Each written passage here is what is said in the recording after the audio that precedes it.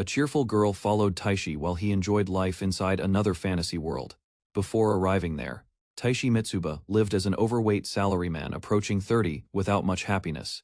Everything suddenly changed after he awakened alone within a strange forest surrounded by unfamiliar scenery. Confusion filled his mind when endless mountains appeared beyond the massive wilderness stretching before him.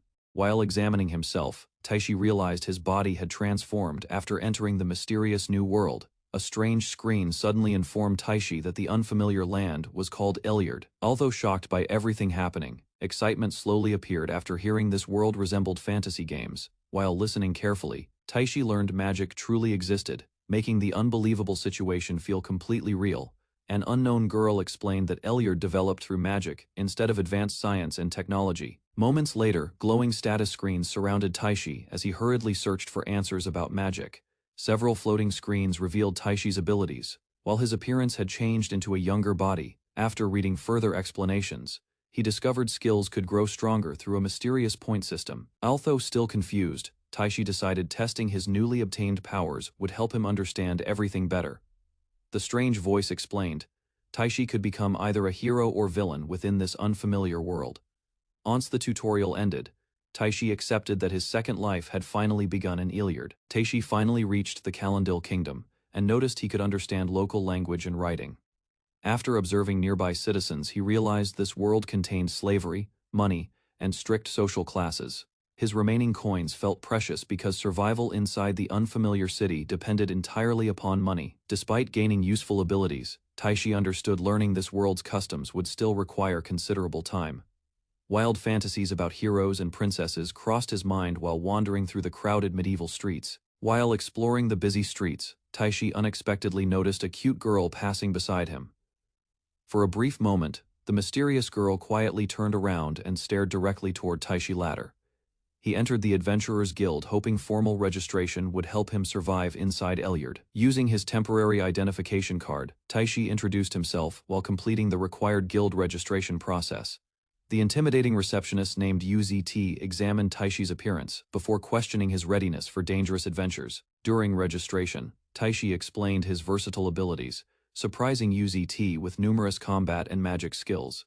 Uz described guild rules, warning Taishi against causing violence or unnecessary trouble inside town. Once the explanation finished, UZT immediately decided Taishi should complete an aptitude test before joining.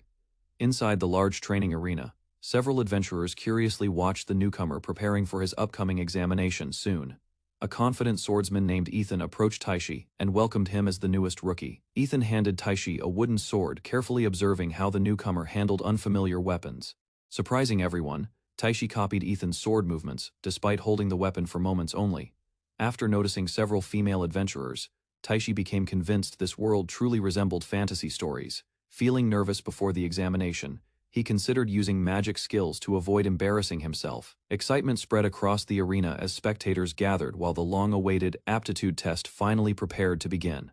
As the match started, Ethan and Taishi prepared themselves, while excited spectators watched from above. Without hesitation, Ethan rushed forward, forcing Taishi to react against the sudden fierce assault. After blocking several attacks, Taishi surprised everyone by countering Ethan with impressive sword techniques. Confidence slowly increased within Taishi because his enhanced abilities allowed him to follow Ethan's movements. Seizing the perfect opportunity, Taishi delivered a powerful kick that finally knocked Ethan completely out. After defeating Ethan, Taishi secretly prepared another attack using his newly learned wind magic skill. A powerful blast suddenly erupted forward, shocking everyone watching the fierce battle inside the crowded arena. The destructive spell launched Ethan backward, allowing Taishi Mitsuba to claim victory over his opponent. Even UZT looked surprised after witnessing Taishi combine excellent swordsmanship together with impressive magical abilities. Breathing heavily, Taishi excitedly realized he had cast magic for the very first time. The cute girl watched after witnessing Taishi display powerful abilities during the intense examination. Following Ethan's defeat, several large adventurers surrounded Taishi while demanding another challenge from him. Woost and the other guild members became interested because talented newcomers rarely appeared inside the Adventurers Guild. Completely exhausted, Taishi collapsed onto the counter before learning he had passed the difficult examination. As a reward for his outstanding performance, UZT handed Taishi an adventurer card with special rank privileges. Before leaving the guild, UZT explained higher adventurer ranks brought admiration, fame, and greater responsibilities. Using the guild's recommendation, Taishi searched the city before finally arriving at the burning Golden Bed Inn. Although uncertain about local currency values, he paid enough coins to rent a room there. The elderly innkeeper ordered someone to guide Taishi upstairs toward his rented accommodation. A cheerful young girl welcomed Taishi warmly and happily showed him around the comfortable inn room. After returning to his room, Taishi discovered the difficult aptitude test had increased his overall level. Reviewing his status screens, he decided practical skills mattered more than reckless fighting strength alone. Using simple hand movements, Taishi controlled his inventory menu and examined the adventurer equipment. The magical storage system amazed him because numerous heavy items could fit inside one small container. While resting comfortably inside the inn, Taishi wondered what kind of adventures awaited him across Elyard. Late that night, Taishi relaxed inside his room without expecting another surprising event. Suddenly, a soft voice interrupted his thoughts, causing Taishi to look around the unfamiliar room. The cheerful girl from earlier finally gathered enough courage and asked Taishi to accompany her outside. The energetic girl suddenly confessed, leaving Taishi confused by the unexpected situation before him. Soon, Taishi walked through Elyard's streets, gradually adjusting to his unfamiliar second life. Hers earlier, he visited a weapon shop searching for adventuring equipment. Inside the busy store, cheerful clerk Lewis recommended beginner armor to Taishi. Observing Lewis, Taishi noticed her pointed ears and suspected she was an elf. Without warning, Lewis pressed against Taishi, leaving him frozen from unexpected contact. As customers stared, Taishi noticed her warmth and pleasant scent surrounding him. Meanwhile, the cheerful elf suggested armor while measuring his body for fitting. After discussing his budget, Taishi requested equipment for unarmed combat instead of sword fighting. Feeling comfortable in this strange world, he admired the lively atmosphere and cat-like creature. Inside Luis's crowded equipment shop, Taishi discovered a black cat supervising employees and customers. Curious about Taishi's abilities, Louis explained proper conductors, improved magical efficiency and mana circulation. Displayed inside a small box, the cheapest conductor resembled an ordinary metallic performance baton. Although unconvinced, Taishi experimented, channeling wind magic through the unfamiliar magical instrument.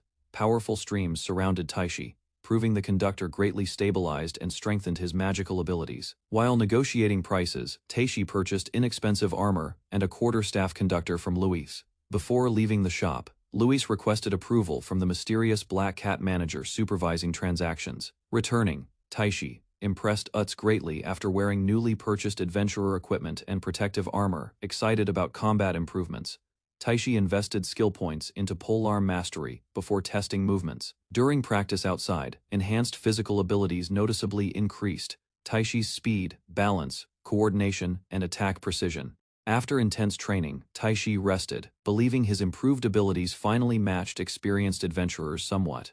During his short break, a nervous young girl approached Taishi near the training grounds. Blushing inside the tavern, the girl asked Taishi, accompanying her outside somewhere together. Embarrassed by misunderstandings, she admitted fearing dangerous monsters while traveling alone across unfamiliar regions. Listening quietly, Taishi realized her invitation actually meant requesting temporary adventuring companionship instead. Excited by Taishi's impressive combat abilities, the nervous girl believed traveling together would feel much safer. Overwhelmed by embarrassment, she realized her request sounded exactly like an unexpected romantic confession instead.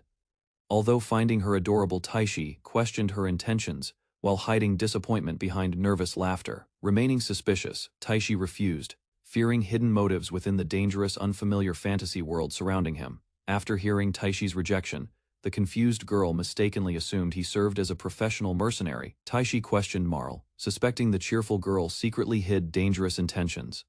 Utz defended Marl, insisting the inexperienced adventurer deserved Taishi's complete trust. Blushing nervously, Marl pleaded while Taishi argued against Utz's ridiculous accusations. After hearing Marl, Taishi apologized quietly for misunderstanding her unfamiliar background and motives. Finally, Taishi introduced himself while Marl accepted becoming his possible future companion. Marl happily accepted Taishi's suggestion. Although his sudden guild request completely surprised her, excited about adventuring, Taishi encouraged Marl immediately, yet she worried about dangerous missions ahead. Hearing Taishi's promise, Marl relaxed slightly while trusting his strength and protection completely. Those encouraging words overwhelmed Marl deeply, causing her heart to race uncontrollably from excitement. Meanwhile, Taishi secretly hid his real intentions, while Marl eagerly accepted the upcoming adventure. Taishi and Marl finally departed together, beginning another dangerous adventure across unfamiliar wilderness paths. Suddenly, Taishi revealed his strange storage ability, leaving Marl completely shocked beside him. Although amazed greatly, Marl realized Taishi's rare power could attract unwanted dangerous attention everywhere. During their peaceful walk, Taishi carefully questioned Marl about her preferred fighting weapon choice. After hesitating briefly, Marl nervously suggested swords, prompting Taishi toward arranging an immediate sparring match. Taishi sparred against Marl, but her awkward movements quickly caused painful mistakes. After collapsing, Marl desperately begged Taishi not abandoning their planned adventuring partnership. Clinging tightly onto Taishi, Marl sadly revealed she lacked any safe hometown remaining anymore. Hearing Marl's painful confession, Taishi realized her cheerful personality concealed serious loneliness inside. Before Taishi answered, Marl suddenly sensed danger nearby. While trembling nervously beside him again, a gigantic boar suddenly appeared nearby, terrifying Marl, while Taishi immediately noticed dangerous electric energy. Seeing the monster clearly, Taishi realized Marl considered that terrifying creature surprisingly small and ordinary. Although nervous himself, Taishi stepped forward while encouraging Marl, supporting him from behind. Meanwhile, Marl trembled behind Taishi, who prepared himself, protecting another person for once. During battle, Taishi barely avoided deadly attacks, while the furious boar continued chasing him. Taishi gripped his quarterstaff, preparing dangerous wind magic against the charging electric boar. Using wind cutter skill, Taishi defeated the raging monster with one devastating powerful strike. While Marl praised him, Taishi silently realized adventuring dangers were becoming painfully serious. Suddenly, Taishi questioned Marl's weakness, demanding whether she could survive future battles. After criticizing Marl, Taishi admitted struggling protecting others, while pursuing personal strength himself. Taishi explained dangerous boars usually defeated weak adventurers, yet Marl trusted him. Ashamed, Marl admitted lacking confidence, while Taishi harshly criticized her reckless adventuring decisions again. Tearfully, Marl confessed Taishi alone protected her when nobody else supported her dreams before. Hearing Marl's admiration shocked Taishi deeply, though he quickly rejected her emotional confession. Despite refusing Marl earlier, Taishi gently comforted her, relieved she survived the brutal encounter. Embarrassed, Marl thanked Taishi, then proposed becoming his future bride during travels. Inside dangerous forests, Taishi and Marl encountered several violent goblins blocking pathways. Holding his quarterstaff, Taishi charged ahead bravely and defeated enemies before Marl panicked. Marl warned Taishi about hidden creatures nearby, helping him escape sudden attacks during battle safely. Although Marl lacked fighting strength, Taishi realized her sharp observations improved difficult battles. Marl sensed danger, while Taishi finally noticed her unusual awareness during battles. Standing beside Marl, Taishi admitted she actually contributed useful support during dangerous encounters.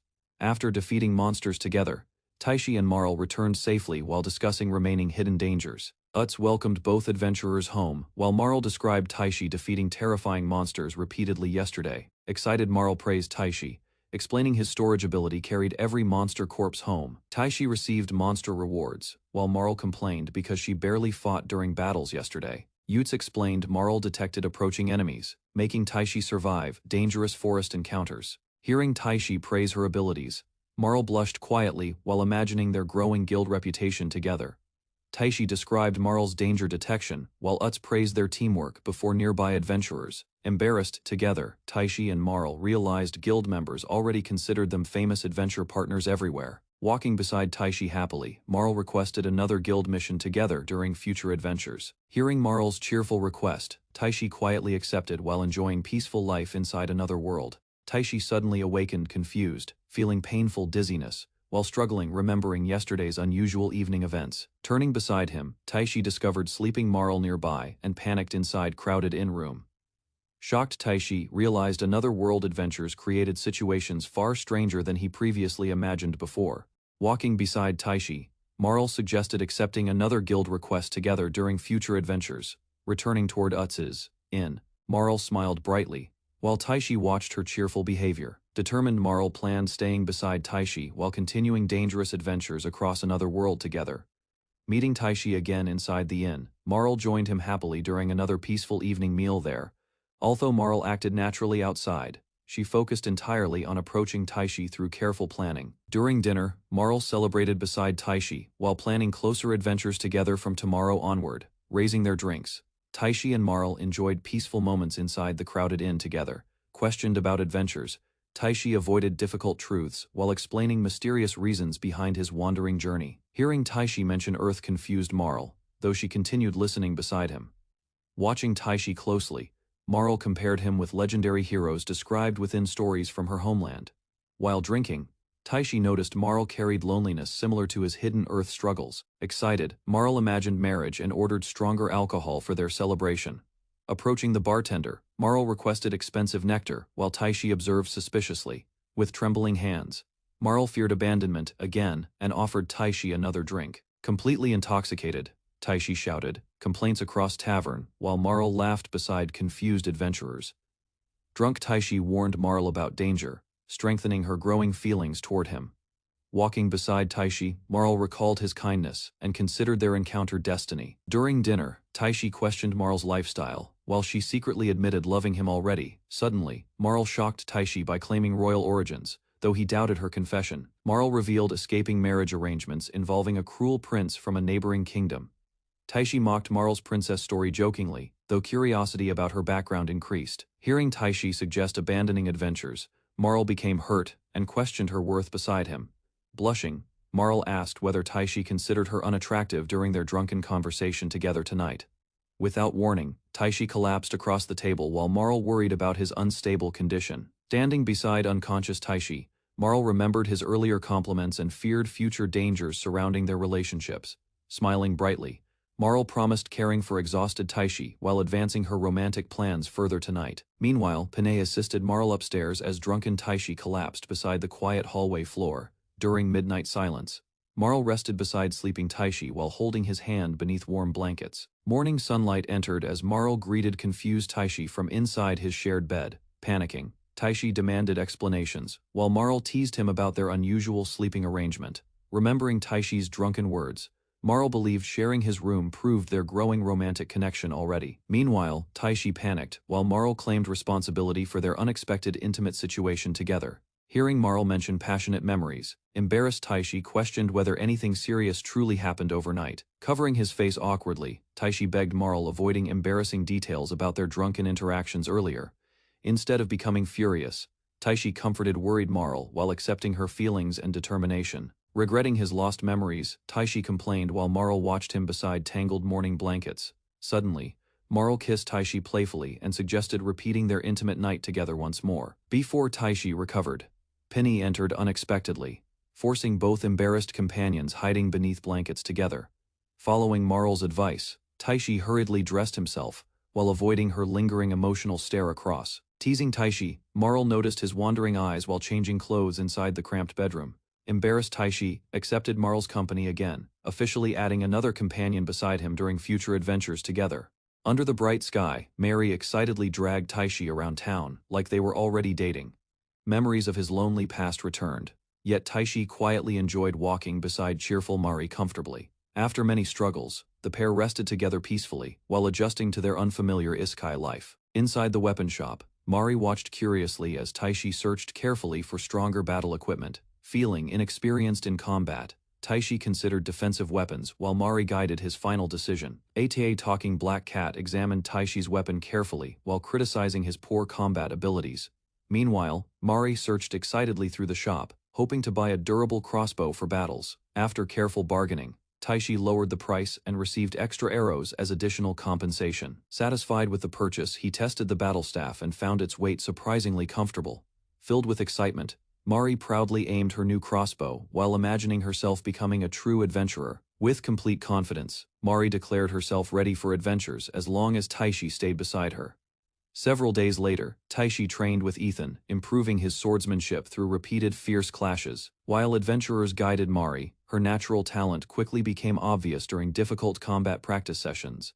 To everyone's surprise, Mari struck the target, proving her steady growth as a capable fighter. After training ended, Taishi focused on magic studies, hoping stronger skills would support future dangerous battles. Using newly earned skill points, Taishi raised several elemental magic abilities to strengthen future combat techniques. Memories of arriving in Iliard returned, reminding Taishi about the mysterious voice guiding his journey. While reviewing countless skills, he realized previous life experiences influenced available abilities and talents. Cooking, negotiation, and archery skills reflected Taishi's ordinary past, surprising him during quiet self-reflection moments. According to the world system, fighters reaching level 5 eventually surpassed normal human physical limitations. Taishi ignored the mysterious voice while inviting Mari to help his dangerous magic practice. Surprised by the sudden request, Mari hesitated nervously before accepting Taishi as her training partner. Wanting proof of his new abilities, Taishi prepared strange experiments using recently acquired magic skills. During practice outside town, Taishi ordered Mari to fire crossbow arrows directly toward him. Though still worried, Mari released the arrow carefully while nearby adventurers observed the risky training. Taishi blocked incoming arrows using Earth Wall, impressing adventurers with strong defensive magic abilities. Next, Water Wall shattered the arrows, freezing everything before sharp ice fragments scattered everywhere. Seeing the terrifying power, Mari admired Taishi while everyone realized his magic possessed deadly potential already. Despite warnings from others nearby, Taishi prepared dangerous fire magic experiments without showing much hesitation. Testing pure magic, Taishi launched glowing arrows skyward while studying their destructive power and accuracy. Recovery magic reached higher levels, allowing Taishi to heal wounds and remove drunkenness. Curious about Mari's hidden identity, Taishi activated Appraisal Eye while questioning strange details surrounding her background. During their quiet conversation, Mari admitted escaping political marriage plans connected to her homeland's royal family. Taishi learned Mari was Miss Cronia's first princess, though she preferred adventures over noble responsibilities and duties. Shocked by the revelation, Taishi struggled deciding whether protecting Mari would eventually create dangerous political problems. Sharing rooms with a runaway princess, Taishi struggled accepting his strange situation inside another world. While discussing adventurers, Mari unexpectedly mentioned harems, leaving Taishi shocked by her casual attitude. According to local customs, strong adventurers often married multiple partners to preserve talented bloodlines. Confused by another world's values, Taishi failed understanding Mari's straightforward opinions regarding relationships and marriage. Mari explained dangerous adventures created emotional pressure, causing people seeking comfort and dependable partners. Mari admitted feeling jealous because Taishi became her first trusted adventure partner inside another world. Embarrassed by Mari's honesty, Taishi watched silently while her adorable reactions overwhelmed his thoughts. Unable resisting longer, Taishi embraced Mari, causing both hearts beating faster from sudden intimacy together. Lying beside Taishi, Mari struggled calming herself, while remembering their passionate moments shared earlier tonight. Holding each other, Taishi and Mari exchanged teasing smiles before another sleepless romantic night together. Beside sleeping Mari, Taishi promised protecting her forever, despite dangerous pursuit from Miss Cronia's royal family. At dusk, Mari guided Taishi outside town, preparing together for another dangerous mission ahead. While training with Mari's crossbow, Taishi unlocked shooting abilities without spending additional skill points. Suddenly, Utsa-san reported goblin extermination requests, forcing Taishi and Mari abandoning peaceful practice sessions. Inside headquarters, adventurers recognized Taishi's growing reputation after witnessing his unusual magic during previous training. Joined by Ethan and other adventurers, Taishi prepared confronting goblins alongside Mari during collaborative extermination missions. Guild members accepted dangerous goblin extermination requests involving villages hidden deep within nearby forests tonight. Excited adventurers celebrated after hearing additional silver rewards promised for successful sweeping operations ahead. Before departure, everyone prepared supplies because overnight camping inside forests became highly possible. Meanwhile, Utz recommended cheap preserved food, though many adventurers mocked his stingy personality during preparations. Back inside headquarters, Taishi and Mari organized equipment carefully before joining tomorrow's dangerous goblin extermination mission. Mari packed blankets and lanterns while Taishi prepared supplies for upcoming forest extermination missions. Using magical storage, Taishi carried enormous equipment supplies, astonishing nearby guild workers during final preparations today. Without fearing weight limits, Taishi organized remaining equipment inside his mysterious treasure box storage. Before sunrise arrived, gathered adventurers assembled outside headquarters beside order members, preparing departure together. Trusting Mari's improved combat abilities, Taishi faced tomorrow's dangerous goblin extermination mission with growing confidence. Carrying new weapons, Taishi wondered what dangerous adventures awaited beyond the peaceful city walls. During preparations, Taishi noticed beautiful female adventurers, while Mari watched his reactions beside him. Entering the dark forest together, Taishi, Mari, and Ethan advanced toward dangerous goblin territory ahead. Following experienced scouts, Taishi's group marched behind knights while maintaining careful formation throughout nighttime travel. Along the forest path, Taishi discovered monster remains, realizing previous attacks happened before their arrival. When goblins suddenly attacked, knights defended the front lines, while adventurers protected vulnerable allies behind them. During nighttime marching, Taishi noticed scouts protecting vulnerable wizards, while distant battle sounds approached. Spotting approaching goblins ahead, Taishi warned everyone before preparing interception alongside surrounding adventurers and knights together. When battle noises disappeared, Taishi suspected hidden goblin groups waiting deeper inside nearby forests. Fearing dangerous frontline combat, Taishi stopped Mari from rushing toward approaching enemies during confusion moments. As goblins attacked, Taishi and nearby adventurers charged forward together, preparing immediate counterattacks against enemies. Cutting through attacking goblins, Taishi realized endless enemies surrounded nearby adventurers during fierce nighttime battles. Ignoring combat, strange goblins rushed past confused adventurers beyond frontline defensive formations tonight. Watching escaping goblins, Taishi suspected hidden dangers waited deeper inside surrounding forests tonight. Suddenly trembling with fear, Mary sensed terrifying danger approaching, stronger than ordinary goblin enemies. Before understanding Mari's warning, Taishi witnessed violent impacts striking nearby ground beside frightened adventurers. Discovering destroyed adventurers nearby, Taishi protected frightened Mari while investigating mysterious enemy attacks throughout forests. Calming Mari, Taishi realized terrifying enemies beyond goblins threatened surrounding adventurers during nighttime battles. Hearing approaching screams, frightened Mari trusted Taishi, despite dangerous enemies hiding throughout surrounding forests. After sensing overwhelming danger, Mari realized terrifying trolls approached their battlefield from surrounding darkness. Towering trolls appeared beyond forest trees, terrifying nearby adventurers preparing desperate defensive counterattacks against enemies. Seeing fallen adventurers nearby, Taishi warned confused allies before trolls attacked surrounding forests tonight.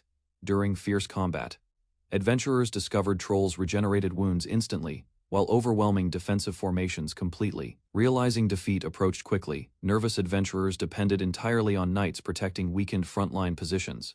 Ignoring retreat orders, Taishi watched frightened knights escape, while trolls approached nearby adventurers relentlessly. Determined defeating trolls himself, Taishi unleashed powerful fire magic against regenerating enemies during battles.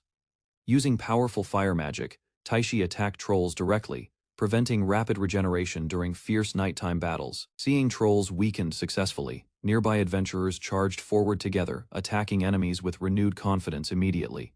Continuing magical attacks relentlessly, Taishi unleashed lightning magic against burning trolls during chaotic frontline combat. While knights defended bravely nearby, fast adventurers dodged flaming attacks surrounding dangerous battlefield positions tonight. Moving fearlessly through flames, skilled female adventurers launched decisive attacks against weakened trolls during battle. Coordinated night attacks finally defeated one troll, astonishing Taishi and nearby adventurers during fierce battles. Watching experienced knights carefully, Taishi respected their strength after surviving brutal troll attacks together tonight. Before celebrations continued longer, Taishi noticed strange movements nearby while knights thanked adventurers for supporting battles. Suddenly, several enormous trolls appeared nearby, terrifying Taishi and surrounding knights during dangerous nighttime combat. Facing stronger trolls, Taishi attacked using fire magic, while knights reorganized wounded frontline defenders. Taishi attacked gigantic trolls, remembering fire weaknesses while advancing across dangerous frontline battlefields tonight. Swinging his blazing staff, Taishi destroyed charging trolls before wounded adventurers suffered devastating injuries nearby. More trolls surrounded exhausted adventurers, forcing Taishi into desperate combat against overwhelming monstrous enemies everywhere. Despite painful wounds, Taishi crushed approaching trolls while protecting vulnerable adventurers from dangerous attacks. During brutal combat, Taishi's staff became trapped inside massive troll flesh, leaving dangerous openings. Taishi dodged massive troll attacks carefully, while battlefield chaos overwhelmed exhausted adventurers surrounding dangerous monsters everywhere. Without his staff, Taishi fought approaching trolls, desperately using weakened swords and limited remaining magical energy. Marl fired arrows fearfully beside Taishi while enormous trolls charged violently toward vulnerable exhausted adventurers nearby. Taishi ignored worsening injuries completely, unleashing dangerous magic desperately before trolls reached terrified Marl nearby. Using remaining mana recklessly, Taishi attacked brutally until his short sword shattered during desperate combat. Taishi abandoned shattered weapons, channeling remaining magical energy directly through exhausted bleeding fists desperately. Screaming fiercely, Taishi struck gigantic trolls repeatedly, protecting Marl despite overwhelming painful injuries nearby. Marl smiled tearfully while Ethan praised Taishi charging dangerous enemies without hesitation during battle. Although victorious, adventurers mourned fallen companions while counting severe injuries across devastated battlefields silently. Knight commanders acknowledged heavy casualties later, respecting Taishi after witnessing extraordinary combat abilities firsthand. Ethan treated Taishi's severe wounds while exhausted adventurers recovered beside darkened forest paths nearby. Taishi joked weakly beside Ethan, hiding painful injuries despite incomplete magical healing from dangerous battle. Near burning campfires, Taishi thanked companions quietly while remembering Marl risking herself protecting injured adventurers. Marl approached Taishi later carrying fresh water carefully while checking his painful injuries nearby. Rested adventurers prepared returning home together while Taishi reflected quietly about protecting Marl during battle.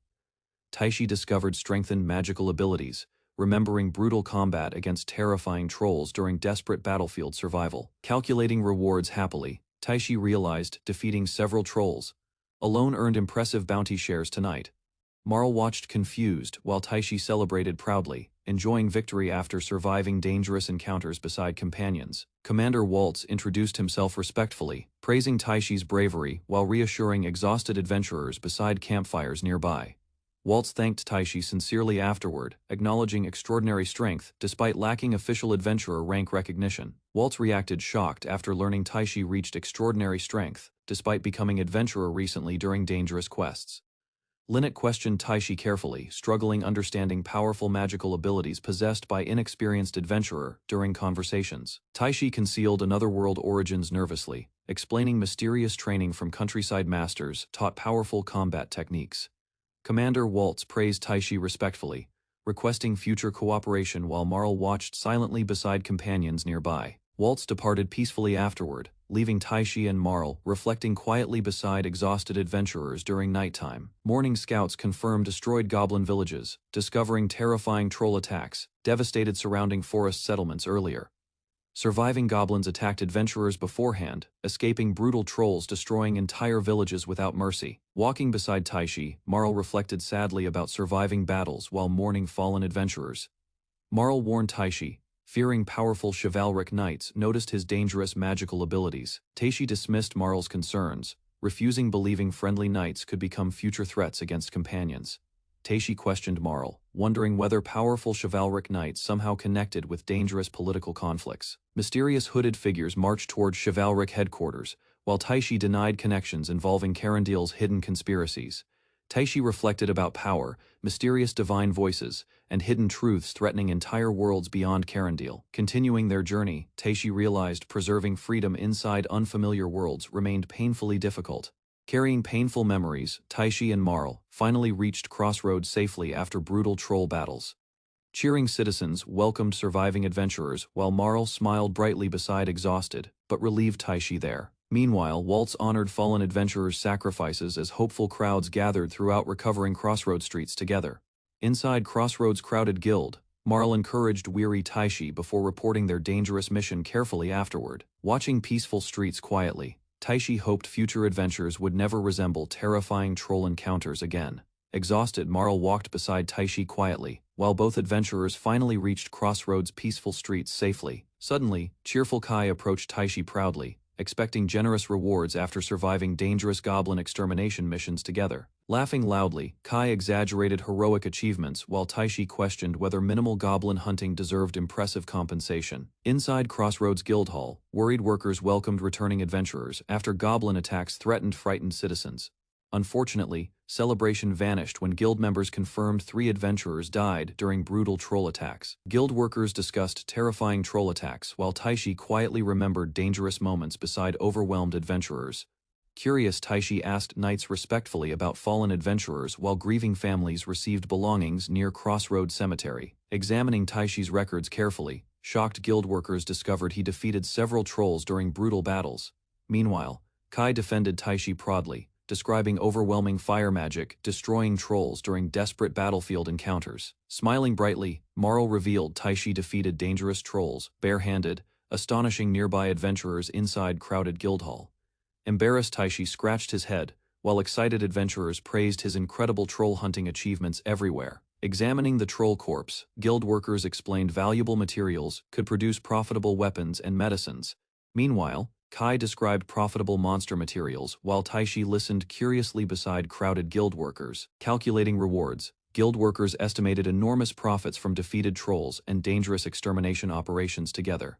Hearing unbelievable payment totals, shocked Taishi and Marl stared at countless shining gold coins together. Shocked Taishi and Marl realized enormous rewards exceeded ordinary earnings from dangerous adventurer quests. Inside crowded taverns, surviving adventurers celebrated successful troll extermination missions while raising drinks together. Using reward money, Taishi organized celebrations for adventurers participating during brutal troll battles. Soon, curious female adventurers surrounded embarrassed Taishi, asking questions regarding secret combat strength and magical abilities. Meanwhile, jealous adventurers complained bitterly, while Taishi struggled escaping overwhelming attention during noisy celebrations. Smiling Marl warned female adventurers against flirting with Taishi during lively celebration gatherings inside crowded taverns.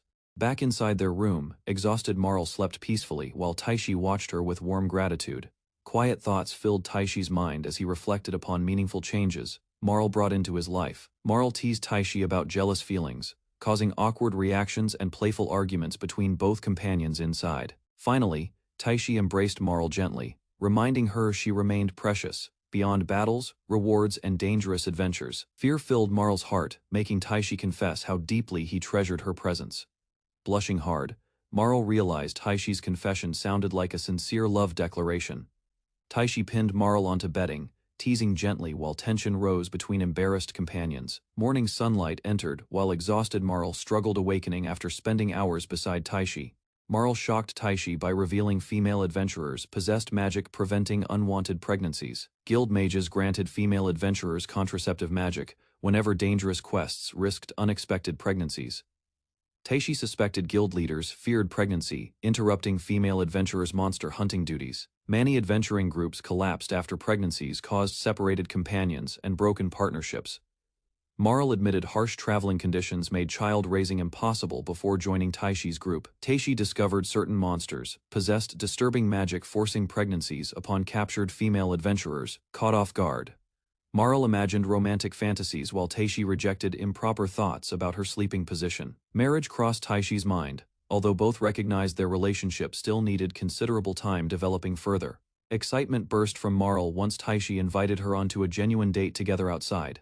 Clinging beside Taishi, Marl celebrated his acceptance while walking through crowded streets together. Because brutal troll battles destroyed his weapon completely, Taishi decided visiting weapon stores became necessary. Inside a weapon shop, Taishi searched for durable swords capable of handling powerful magical attacks. Curious Marl admired beautiful weapons, while Taishi noticed her growing fascination with elegant sword craftsmanship there. A cat merchant recommended sturdy mithril swords after Taishi requested stronger weapons matching his combat preferences. Holding the massive mithril blade, Taishi learned magical energy could strengthen its impressive durability during battles. Meanwhile, Marl negotiated discounted prices after noticing Taishi wanted both mithril weapons from the merchant. Smirking, the cat merchant explained mithril weapons enhanced speed through powerful wind magic enchantments attached. Forced into bargaining, the merchant sold both enchanted mithril swords below their normal expensive market prices today. Stacks of gold coins appeared after Taishi sold valuable troll materials collected during dangerous recent battles.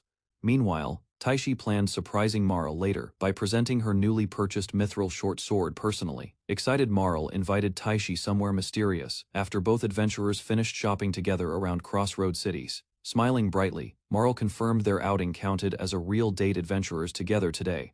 Walking through crowded streets, Taishi answered Marl while enjoying peaceful moments beside her throughout Crossroad City. After receiving the mission report, the guild recognized Taishi Mitsuba's successful goblin extermination around Crossroads. Excitement filled Marl's expression, while Taishi guided her through busy streets filled with desserts and attractions. Although fascinated by fashionable outfits, Marl worried excessive luggage would eventually burden their continuing travels. With playful intentions, Taishi offered using his storage magic, while imagining Marl wearing various adorable clothes. Surrounded by flowers, Marl displayed several charming outfits as Taishi admired her transformed appearance. Without hesitation, Marl pulled Taishi forward after enjoying another lively attraction around the plaza. Exhausted from endless shopping, Taishi realized Marl had embraced the excitement surrounding their outing together. Meanwhile, Taishi learned most people regularly sold unused clothing through second-hand shops across the city. Smirking mischievously, Taishi revealed he purchased special outfits, leaving Marl stunned by his unexpected intentions. Although embarrassed by Taishi's teasing request, Marl slowly accepted wearing the revealing dancer costumes. Near the fountain, Taishi presented Marl with a beautifully crafted ceremonial dagger as another thoughtful gift. Seeing Marl's delighted reaction, Taishi urged her accepting the present without unnecessary formal gratitude. Tears formed across Marl's face, while she tightly embraced the dagger Taishi personally selected for her. Citizens nearby immediately celebrated the moment, believing Taishi and Marl had officially formed a romantic promise together. Confused by everyone's reactions, Taishi questioned whether gifting daggers carried unusual cultural meaning within this world.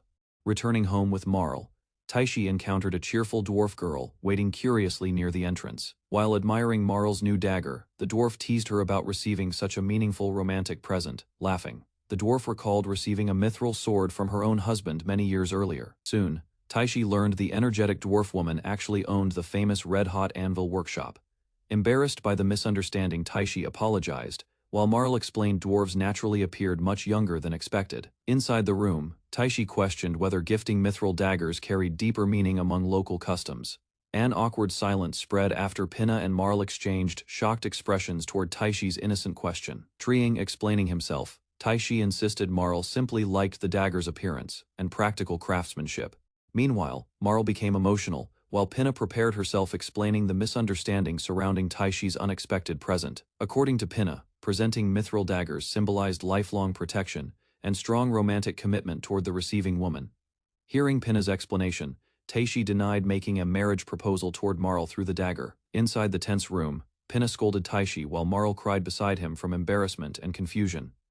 Carefully approaching Marl, Taishi apologized sincerely and admitted never understanding the dagger's romantic significance beforehand. Unfortunately, Taishi's awkward apology only shocked Marl further, after accidentally sounding like he rejected her feelings.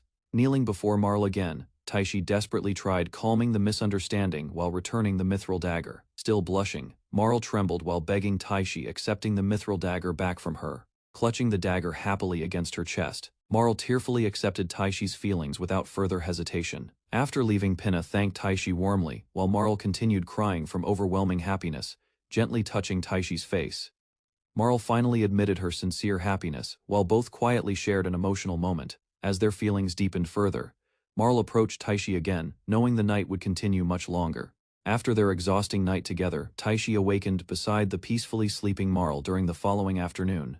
Leaning closer afterward, Taishi gently kissed Marl awake before quietly apologizing for disturbing her comfortable sleep. Outside the bedroom later, Pinna greeted both happily while noticing the obvious changes between Taishi and Marl. During lunch together, a knight's messenger suddenly delivered an official letter directly addressed toward Taishi Mitsuba. Reading the invitation, Taishi learned the knights requested his presence at Kandeln Army's Crossroad garrison.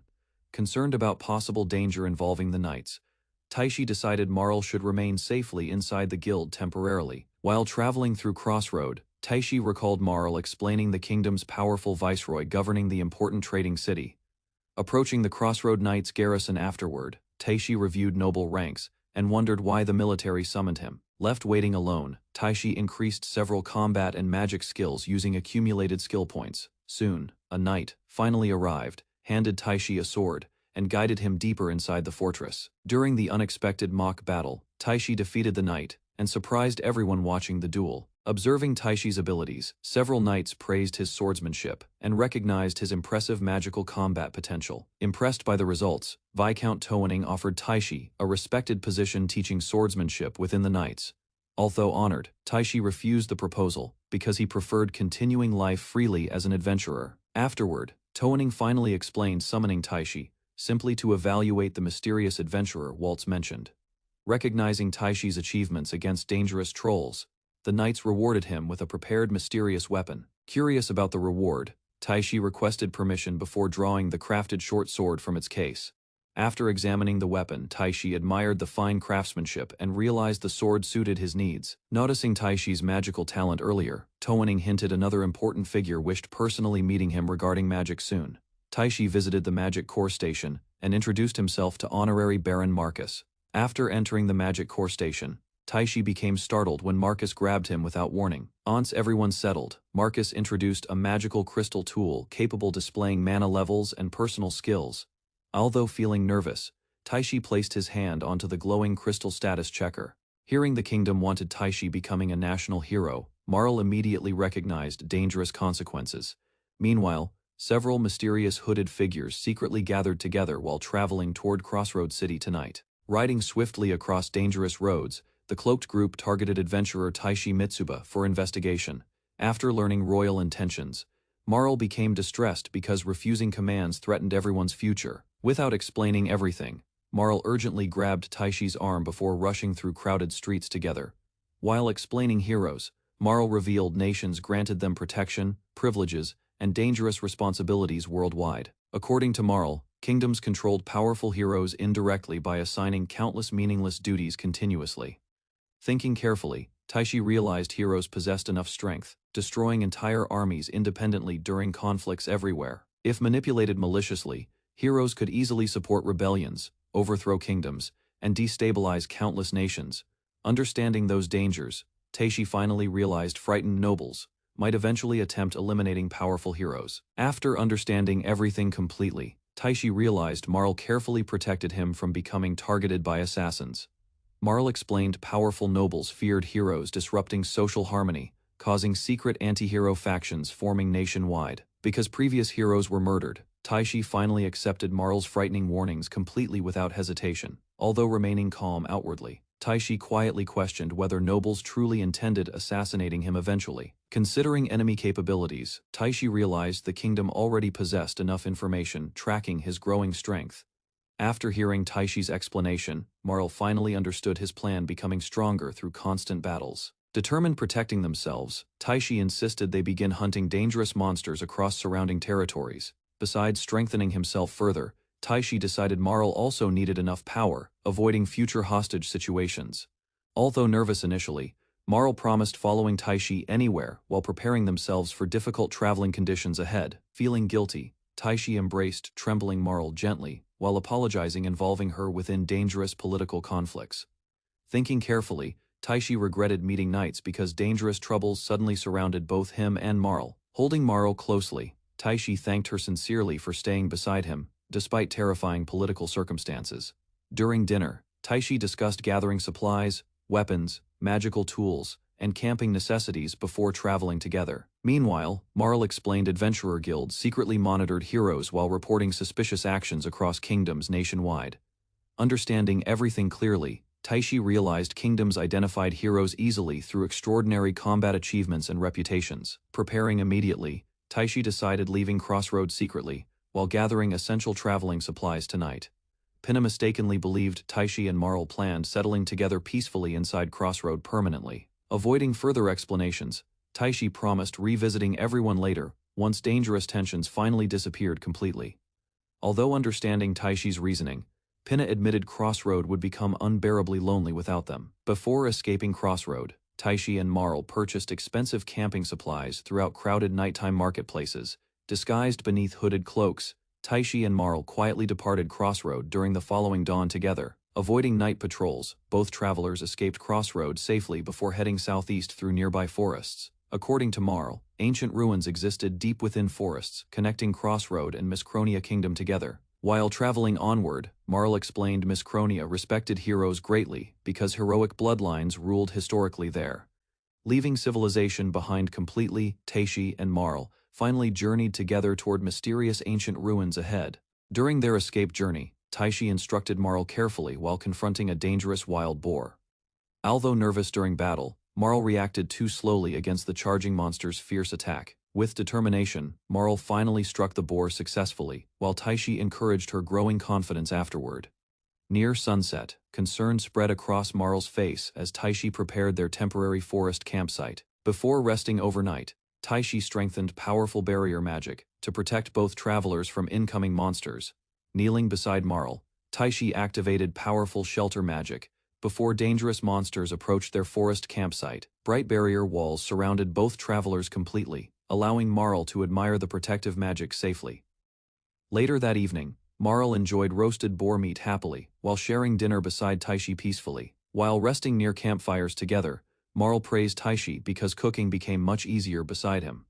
With playful confidence, Marl declared eating responsibilities proudly while demanding extra bread from embarrassed Taishi. Beside the warm campfire, Taishi almost forgot dangerous enemies were hunting both travelers across kingdoms. Under the quiet night sky, Marl reminded Taishi carefully about soldiers chasing their escape journey. During recent battles, Taishi defeated several goblins while Marl gained experience traveling beside him continuously. Feeling proud afterward, Marl celebrated improving her swordsmanship and scouting abilities through difficult monster encounters. Meanwhile, Taishi strengthened poison resistance and healing magic carefully before facing future dangerous threats together.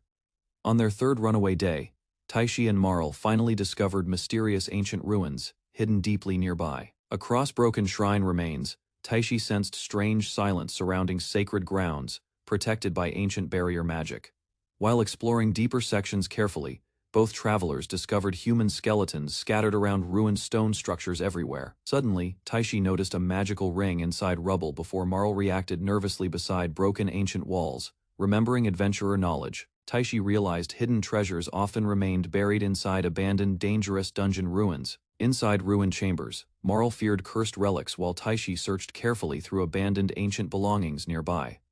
Several magical accessories appeared among dusty remains, though Marl disliked taking possessions from dead adventurers. Excited by useful treasures, Taishi equipped enchanted rings, while planning future trades involving magical accessories later. Standing beside silent skeletons, Marl prayed respectfully before Taishi joined her solemn moment inside forgotten ruins. Together, both travelers offered quiet prayers toward fallen adventurers, whose lives ended inside ancient sacred grounds, near ancient statues. Taishi questioned forgotten history while Marl admitted uncertainty regarding ruined civilization legends there. Without warning, strange visions appeared across dark ruins, causing Taishi and Marl immediate alarm. Ghostly worshippers suddenly begged repeatedly for heroes before collapsing violently throughout shattered sacred chambers during rituals. Frozen with fear, Taishi realized desperate spirits surrounded both travelers, while chanting endless pleas for salvation. Beside glowing corpses, Marl covered her mouth as Taishi struggled understanding horrifying events inside ancient ruins. Inside ruined halls, Taishi witnessed glowing spirits presenting another hero before shocked ancient worshippers. Silence returned, yet Marl trembled while explaining heroes rarely appeared through dangerous summoning rituals there. Confused by strange revelations, Taishi questioned mysterious heroes originating beyond worlds instead of ordinary human societies.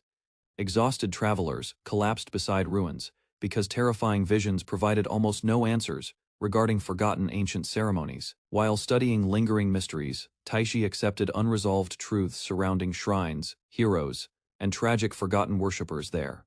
Lying across ruined stones, Taishi feared he resembled the mysterious hero summoned by desperate worshippers before. Hearing Taishi's confession, Marl learned he arrived alone inside Crossroad carrying strange, unexplained abilities and tools. Quietly, Taishi revealed another peaceful world existed beyond this dangerous land filled with monsters and magic. Marl accepted Taishi, calling him deeply important, while both travelers wished peaceful days could continue forever. Suddenly, Marl sensed another strange disturbance, causing her expression to change with visible fear. Hidden assassins attacked the ruins, causing Marl to collapse beside the shocked Taichi. Without hesitation, Taichi raised windshield and deflected countless arrows rushing toward them. While escaping through shattered pathways, the injured Marl leaned weakly against Taichi's protective arms. Meanwhile, the masked attackers noticed their targets disappeared and cautiously searched the abandoned ruins. Breathing heavily, Taichi treated Marl's wounds while suspecting enemies had already discovered their hiding place. Marl lost consciousness, leaving Taichi panicked while desperately calling her name inside the silent ruins. Beside the broken pillar, Taichi stared helplessly at Marl's wounded body lying motionless, on cold ground. After noticing the poisoned arrow's fatal effect, fear overwhelmed Taichi as Marl stopped responding. Memories of Marl's cheerful smile filled Taichi's mind, reminding him she was never truly alone anymore. From their first encounter, Marl gradually became Taichi's precious companion and the most important person beside him. To Taichi, Marl became a precious warmth that filled the loneliness haunting his previous life. Unlike everyone before her, Marl sincerely cared for Taichi and gave him unconditional affection every day. Tears streamed down Taichi's face as desperation consumed him, while Marl remained lifeless within his trembling arms. Around the ruined battlefield, masked assassins surrounded Taichi while Marl's unconscious body rested beside him. Cold determination appeared within Taichi's eyes after hearing assassins threaten him as their next target. After realizing Marl died for political reasons, hatred consumed Taichi's shattered emotions. Memories of Marl surrounded Taichi's mind, while grief transformed his sorrow into dangerous, murderous determination. A terrifying pressure exploded across the ruins, causing every masked assassin nearby to freeze. Although outnumbered, Taichi calmly drew his sword, while darkness filled his heart with rage. With bloodlust overflowing from his eyes, Taichi vowed to slaughter every assassin standing before him. Inside Taichi's mind, endless anger repeated the truth that assassins cruelly murdered Marl without hesitation. Blinding rage controlled Taichi as he cut through enemies while remembering Marl's tragic death repeatedly. Across the battlefield, terrified assassins failed resisting Taichi's overwhelming attacks fueled entirely by grief and hatred. Every memory of Marl's smile shattered Taichi, making the ruined world feel completely empty. Under the silent ruins, Marl's lifeless body remained alone, while Taichi continued drowning within unbearable sorrow. Blood covered Taichi's body as he stood among countless assassins scattered across the ruined battlefield. Tears continued falling from Taichi's eyes while the final surviving enemy trembled before his overwhelming presence. After slaughtering everyone else, Taichi approached the remaining assassin and declared him the final target. Fear spread across the assassin's face when Taichi remembered Marl and pointed his massive sword forward. Trying desperately escaping through the ruins, the assassin failed after Taichi's ice bullet shattered the ground. Grabbing the trembling assassin, Taichi demanded answers about the mission targeting him and Marl. Terrified screams echoed through the ruins while electric magic shocked the captured assassin repeatedly without mercy. A horrifying killing intent surrounded Taichi as he threatened execution unless the assassin revealed everything. Under intense fear, the assassin admitted Calendil Kingdom secretly ordered Taichi Mitsuba's assassination through hidden operatives. The shocking confession revealed royal forces called cleaners manipulated events, because powerful nobles wanted Taichi eliminated. While interrogating the assassin, Taichi discovered hidden runes inside special knives, revealed their exact location. After examining the weapon, Taichi realized enemies tracked him through concealed magic patterns hidden. The captured assassin confessed innocence, claiming higher authorities forced the assassination mission against Taichi. Empty despair filled Taichi's expression as Marl's death destroyed every remaining emotion and purpose within him. Holding the terrified assassin, Taichi admitted revenge became the only reason he continued living. Believed dead moments earlier, Marl unexpectedly returned alive, leaving Taichi completely shocked and overwhelmed. Breathing heavily, Marl approached Taichi slowly, while confusion covered her exhausted face inside ancient ruins. Shock overwhelmed Taichi completely when Marl survived, despite receiving the assassin's fatal poisoned attack earlier. Noticing Marl's glowing ring, Taichi finally understood protective magic prevented her death completely there. The enchanted ring contained fatal wound protection magic, saving Marl moments before certain death arrived. Unable controlling emotions anymore, Taichi embraced Marl tightly, while relief replaced his murderous hatred. Holding Marl carefully, Taichi admitted defeating every assassin while assuring her danger already disappeared. A fragile smile appeared across Taichi's face when Marl survived the terrifying assassination attempt against them. Still trembling, Marl listened quietly while Taichi promised protecting her from future threats forever. Relief filled Taichi's heart completely, while Marl cried softly beside his exhausted blood-covered body. Soon, Taichi's worried companions finally arrived inside ruins and discovered both survivors standing. Taichi's companions discovered the captured assassin, while realizing survivors barely escaped yesterday's brutal ambush alive. Standing protectively before Marl, Taichi accused Calendil Kingdom knights supporting assassins, hunting them throughout nearby ruins. Fear spread among Taichi's companions after witnessing his ruthless treatment toward defeated female assassin prisoners directly. Using appraisal abilities, Taichi exposed the captured assassin's identity within secret Calendil Kingdom military forces publicly. Another night revealed surviving factions existed inside Calendil Kingdom, although enemies still pursued Taichi relentlessly everywhere. Distrust filled Taichi's eyes while he accused knights preparing another betrayal against him secretly afterward. Refusing every explanation completely, Taichi believed Calendil Kingdom planned murdering him once lowering his guard eventually. Dark magic gathered around Taichi violently, while murderous rage consumed his remaining sense and judgment entirely. Frightened by Taichi's terrifying bloodlust, Marl tightly grabbed his arm, attempting calming him desperately beside companions. Concerned about Taichi's unstable condition, Waltz begged him trustworthy allies within Calendil Kingdom cautiously, instead. Marl reminded Taichi their companions previously fought together bravely against trolls beside dangerous battlefields before. Hearing Marl's words carefully, Taichi slowly accepted. Commander Waltz might truly support protecting him sincerely. To prove loyalty completely, Commander Waltz knelt respectfully before Taichi and swore upon his sword. 2 days later, Taichi's group safely reached Crossroads after traveling through forests filled with dangerous monsters. Inside temporary shelter, Taichi discovered captured assassin, recovering slowly despite severe injuries from previous battles. Captured assassin panicked violently while Taichi's companions discussed nobles, secretly organizing dangerous assassination missions. Commander Waltz insisted frightened assassin deserved punishment, because forces charged her with attempted assassination. Taichi considered surrendering Marl peacefully, believing protecting companions mattered more than revenge against conspirators. Unexpectedly, Taichi encountered former companion outside Crossroads settlement, causing Marl immediate concern and confusion. Seeing Taichi's exhausted expression, Marl feared relentless battles transformed him into somebody unfamiliar completely. Taichi watched departing commander silently, while Marl noticed strange distance growing between former trusted companions. Both men exchanged quiet expressions.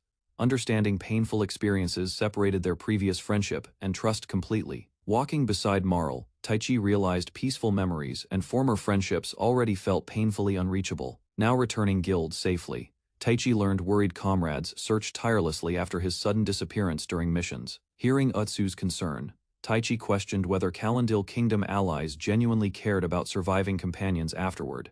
Taichi sold monster materials, preparing emergency funds before dangerous conflicts threatened future travels. During dinner, guild members returned identification cards, while Taichi planned tomorrow's important night meeting.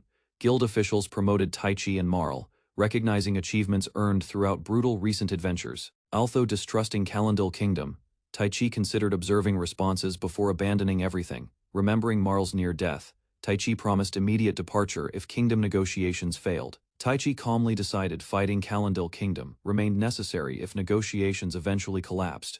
Hearing Taichi's declaration, Marl and companions realized revenge already consumed his remaining compassion. Pania welcomed exhausted travelers while Taichi avoided revealing dangerous conflicts, threatening their safety. Taichi regretted deceiving innocent hostile workers, despite hiding carefully from pursuing Calendil enemies. Resting beside sleeping Marl, Taichi missed peaceful routines before assassins destroyed their ordinary happiness.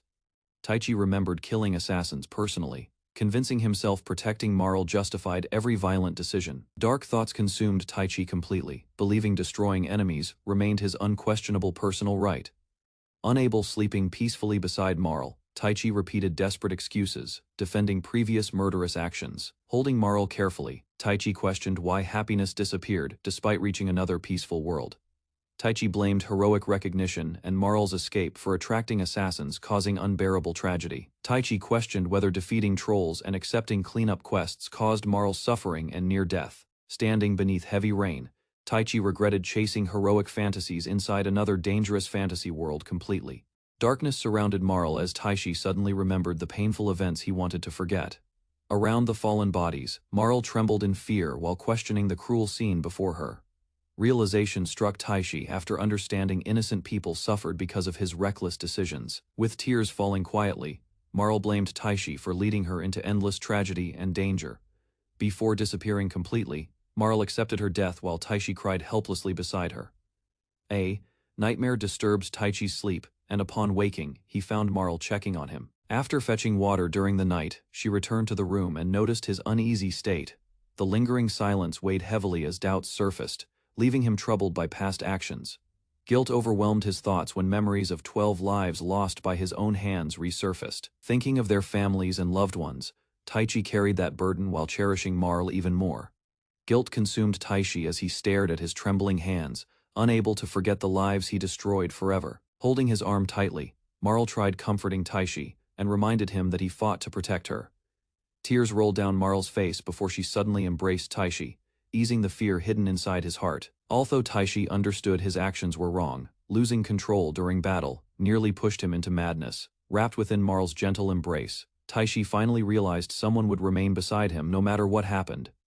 Shame overwhelmed Taishi after realizing Marl comforted him, despite carrying pain far greater than his own. Sitting quietly across from her, Taishi lowered his head and sincerely apologized to Marl for everything. Even after surviving the tragedy, Taishi believed the suffering and deaths happened because of his mistakes alone. Without hesitation, Marl struck Taishi's forehead and reminded him he was never meant to remain weak forever.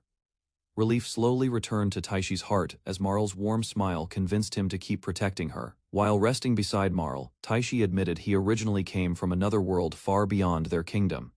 Curiosity filled Marl's expression because Taishi always avoided speaking honestly about his past and feelings. Embarrassment spread across Taishi's face after hearing how strangely Marl viewed him as a heroic figure. Although Taishi blamed himself for hiding many secrets, Marl chose not to force him into painful memories. Leaning closer beside her, Taishi promised he wanted to understand everything about the woman he deeply loved. Marl finally revealed that her real name was Mariel Bran Miscronia, the first princess of the Miscronia kingdom. During her escape from an arranged marriage, Marl accidentally discovered and shattered a mysterious oracle orb. Legends describe the oracle orb as a sacred artifact gifted to humans by a powerful divine being. Although many people believed the orb was magical, nobody successfully activated its hidden power for generations. After hearing Marl's explanation, Taishi became curious and quietly asked what happened following the broken artifact.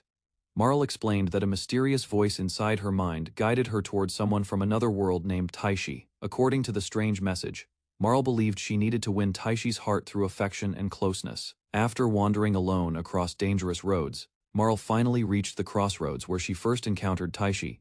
Strong emotions filled the room when Marl admitted she fell deeply in love with Taishi at first sight. Their distance disappeared completely as Marl passionately embraced Taishi, making him realize her feelings were genuine.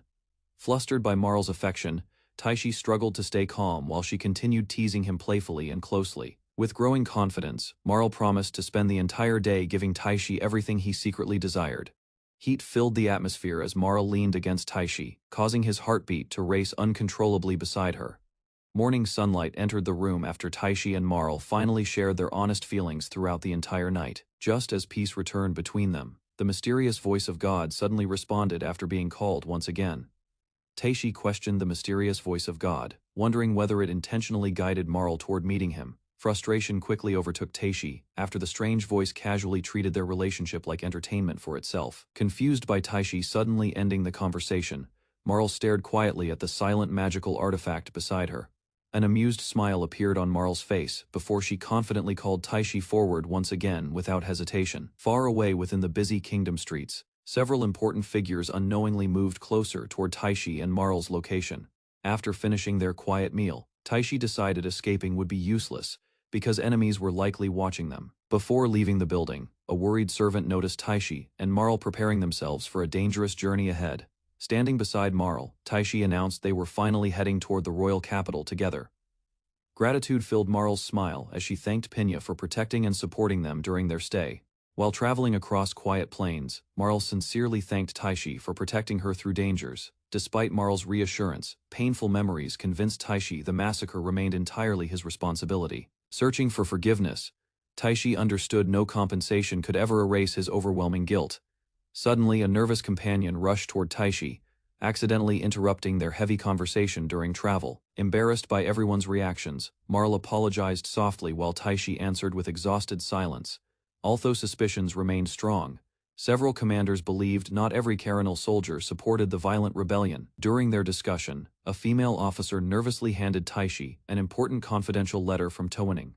According to Towening's report, Captain Walt secretly led soldiers toward dangerous ancient ruins nearby. After investigating carefully, Taishi discovered military officials deliberately delayed supporting heroes during dangerous monster battles.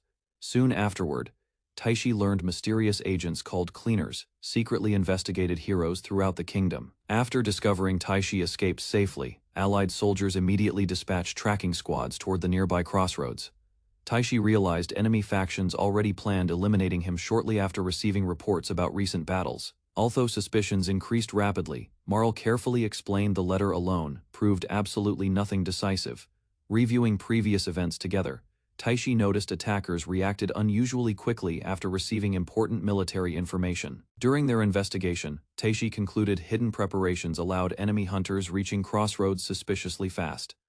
On the fourth morning, Taishi and Marl departed Crossroad after completing every necessary preparation together. 3 exhausting days later, enemy soldiers surrounded Taishi after reaching dangerous ancient ruins. After reviewing recent events, Taishi realized hostile forces moved impossibly faster than expected. Concerned about future attacks, Marl warned everyone remaining careless could eventually cost their lives. Before continuing toward the capital, Taishi and his companions stopped briefly inside a small roadside shelter. During their short break, Taishi checked his growing abilities while resting beside wagons. Carefully considering future dangers, Taishi increased poison resistance alongside presence sensing and dangerous enemy detection. Moments later, Taishi noticed unusual movements surrounding nearby forests through his strengthened sensing abilities. Using enhanced perception, Taishi detected surrounding people, their distances, and hidden combat capabilities. After comparing appearances, Taishi successfully identified nearby travelers without approaching suspicious strangers. Hidden assassins possessed covert abilities, allowing them avoiding detection from Taishi's advanced sensing techniques. While imagining future ambitions, Taishi hoped strengthening manufacturing skills eventually supported creating weapons and medicines. Joking happily, Taishi imagined receiving compensation, including a large mansion containing personal workshops someday. 2 exhausting days later, Taishi and Marl arrived inside Caranil Kingdom's enormous capital. Bustling markets surrounded crowded streets outside towering walls, while travelers entered continuously throughout the capital. Inside wealthy districts, Taishi noticed noble residences, churches, government offices, and magical academies everywhere.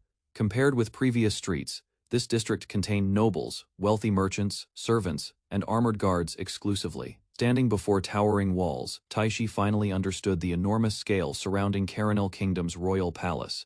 After reaching palace gates safely, Taishi thanked accompanying guards before mentioning suspicious ruins investigations nearby. Understanding Taishi's difficult circumstances, Captain Waltz promised protection while encouraging him to safeguard Marl afterward. After finishing their conversation, Captain Waltz departed peacefully alongside his trusted squad members. Inside luxurious guest chambers, Taishi admired magnificent decorations while servants welcomed everyone inside. Preparing for royal audiences, Taishi warned Marl against carrying dangerous weapons before meeting nobles tomorrow. Holding her wrapped dagger, Marl explained, swords symbolize devotion towards somebody already beloved. Before entering deeper palace sections, Taishi requested servants store their weapons temporarily for everyone. Walking through luxurious halls, Taishi struggled calming himself before meeting important royal figures inside today. Smiling confidently, Marl reminded Taishi she remained Miss Cronia Kingdom's respected princess, despite previous adventures together. Elegant royal clothing transformed Marl, revealing Princess Mariel Bran, Miss Cronia's noble beauty and dignity. Holding Taishi's hand tightly, Marl guided him toward the audience chamber where kings awaited. Entering the grand audience chamber, Taishi and Marl approached enormous royal doors guarded carefully. Inside magnificent halls, King Carindil introduced himself proudly, while observing kneeling visitors before him. After receiving permission, Taishi respectfully greeted Caranil Kingdom's ruler, while maintaining calm composure. Smiling warmly, Marl introduced herself formally while thanking the king for today's invitation. Hearing Marl's introduction suddenly, the shocked king stared silently, while nearby guards remained speechless. Maintaining calm composure, Marl faced Caranil's king despite belonging to another royal kingdom. After dismissing unnecessary witnesses, the king prepared discussing sensitive matters privately with Marl and Taishi. Standing before everyone, Marl proposed erasing every incident involving Taishi from official kingdom records. Marl demanded Taishi receive recognition solely as Caranil Kingdom's hero without additional political complications. Hearing Marl's proposal, the king realized previous assassination attempts would completely disappear from history. With smile, Marl requested complete secrecy regarding every incident discussed inside the royal audience today. Marl warned returning home would force revealing every hidden detail surrounding recent dangerous incidents. To prevent war, Marl requested ending assassination attempts while concealing Taishi's presence from Miss Cronia Kingdom. After hearing Marl's conditions, the trembling king accepted every proposed demand without hesitation. Bowing respectfully, Marl thanked Caranil's king before discussing proper rewards intended for Taishi next. Taking deep breaths, Taishi calmed himself before presenting important requests before Caranil Kingdom's ruler. Standing beside Marl, Taishi requested permission staying permanently within Caranil Kingdom's busy capital city. Hearing Taishi's explanation, the king remembered bustling markets and smiling citizens throughout the prosperous capital. Taishi explained, living inside crowded streets allowed easier activities while protecting Marl from hidden threats. Although understanding Taishi's intentions, the king warned remaining within enemy territory carried significant dangers ahead. Smiling confidently, Taishi explained he desired freedom instead of authority, wealth, or political influence. Kneeling respectfully, Taishi promised protecting Carinal Kingdom while preventing future conflicts threatening innocent citizens everywhere. After finishing negotiations, Carinal Kingdom's royal advisor, Zontark von Meister, introduced himself. Inside luxurious chambers, Taishi and Marl greeted Zontark while discussing matters following today's audience together. Relaxing comfortably, Zontark suggested abandoning formal speech because maintaining noble etiquette exhausted everyone present. Zontark explained, reckless military nobles caused today's incident before Carinal Kingdom officially responded yesterday. Bowing respectfully, Zontark apologized toward Princess Mariel regarding Carinal Kingdom's assassination attempt. Zontark admitted Princess Mariel's assassination would create terrible consequences between neighboring kingdoms. Zontark discussed announcing Taishi's heroic achievements while respecting his personal wishes afterward during negotiations. Thinking carefully, Taishi requested avoiding public announcements because he preferred peaceful adventurer lifestyles. Considering future circumstances, Taishi believed requesting substantial rewards seemed reasonable during negotiations today.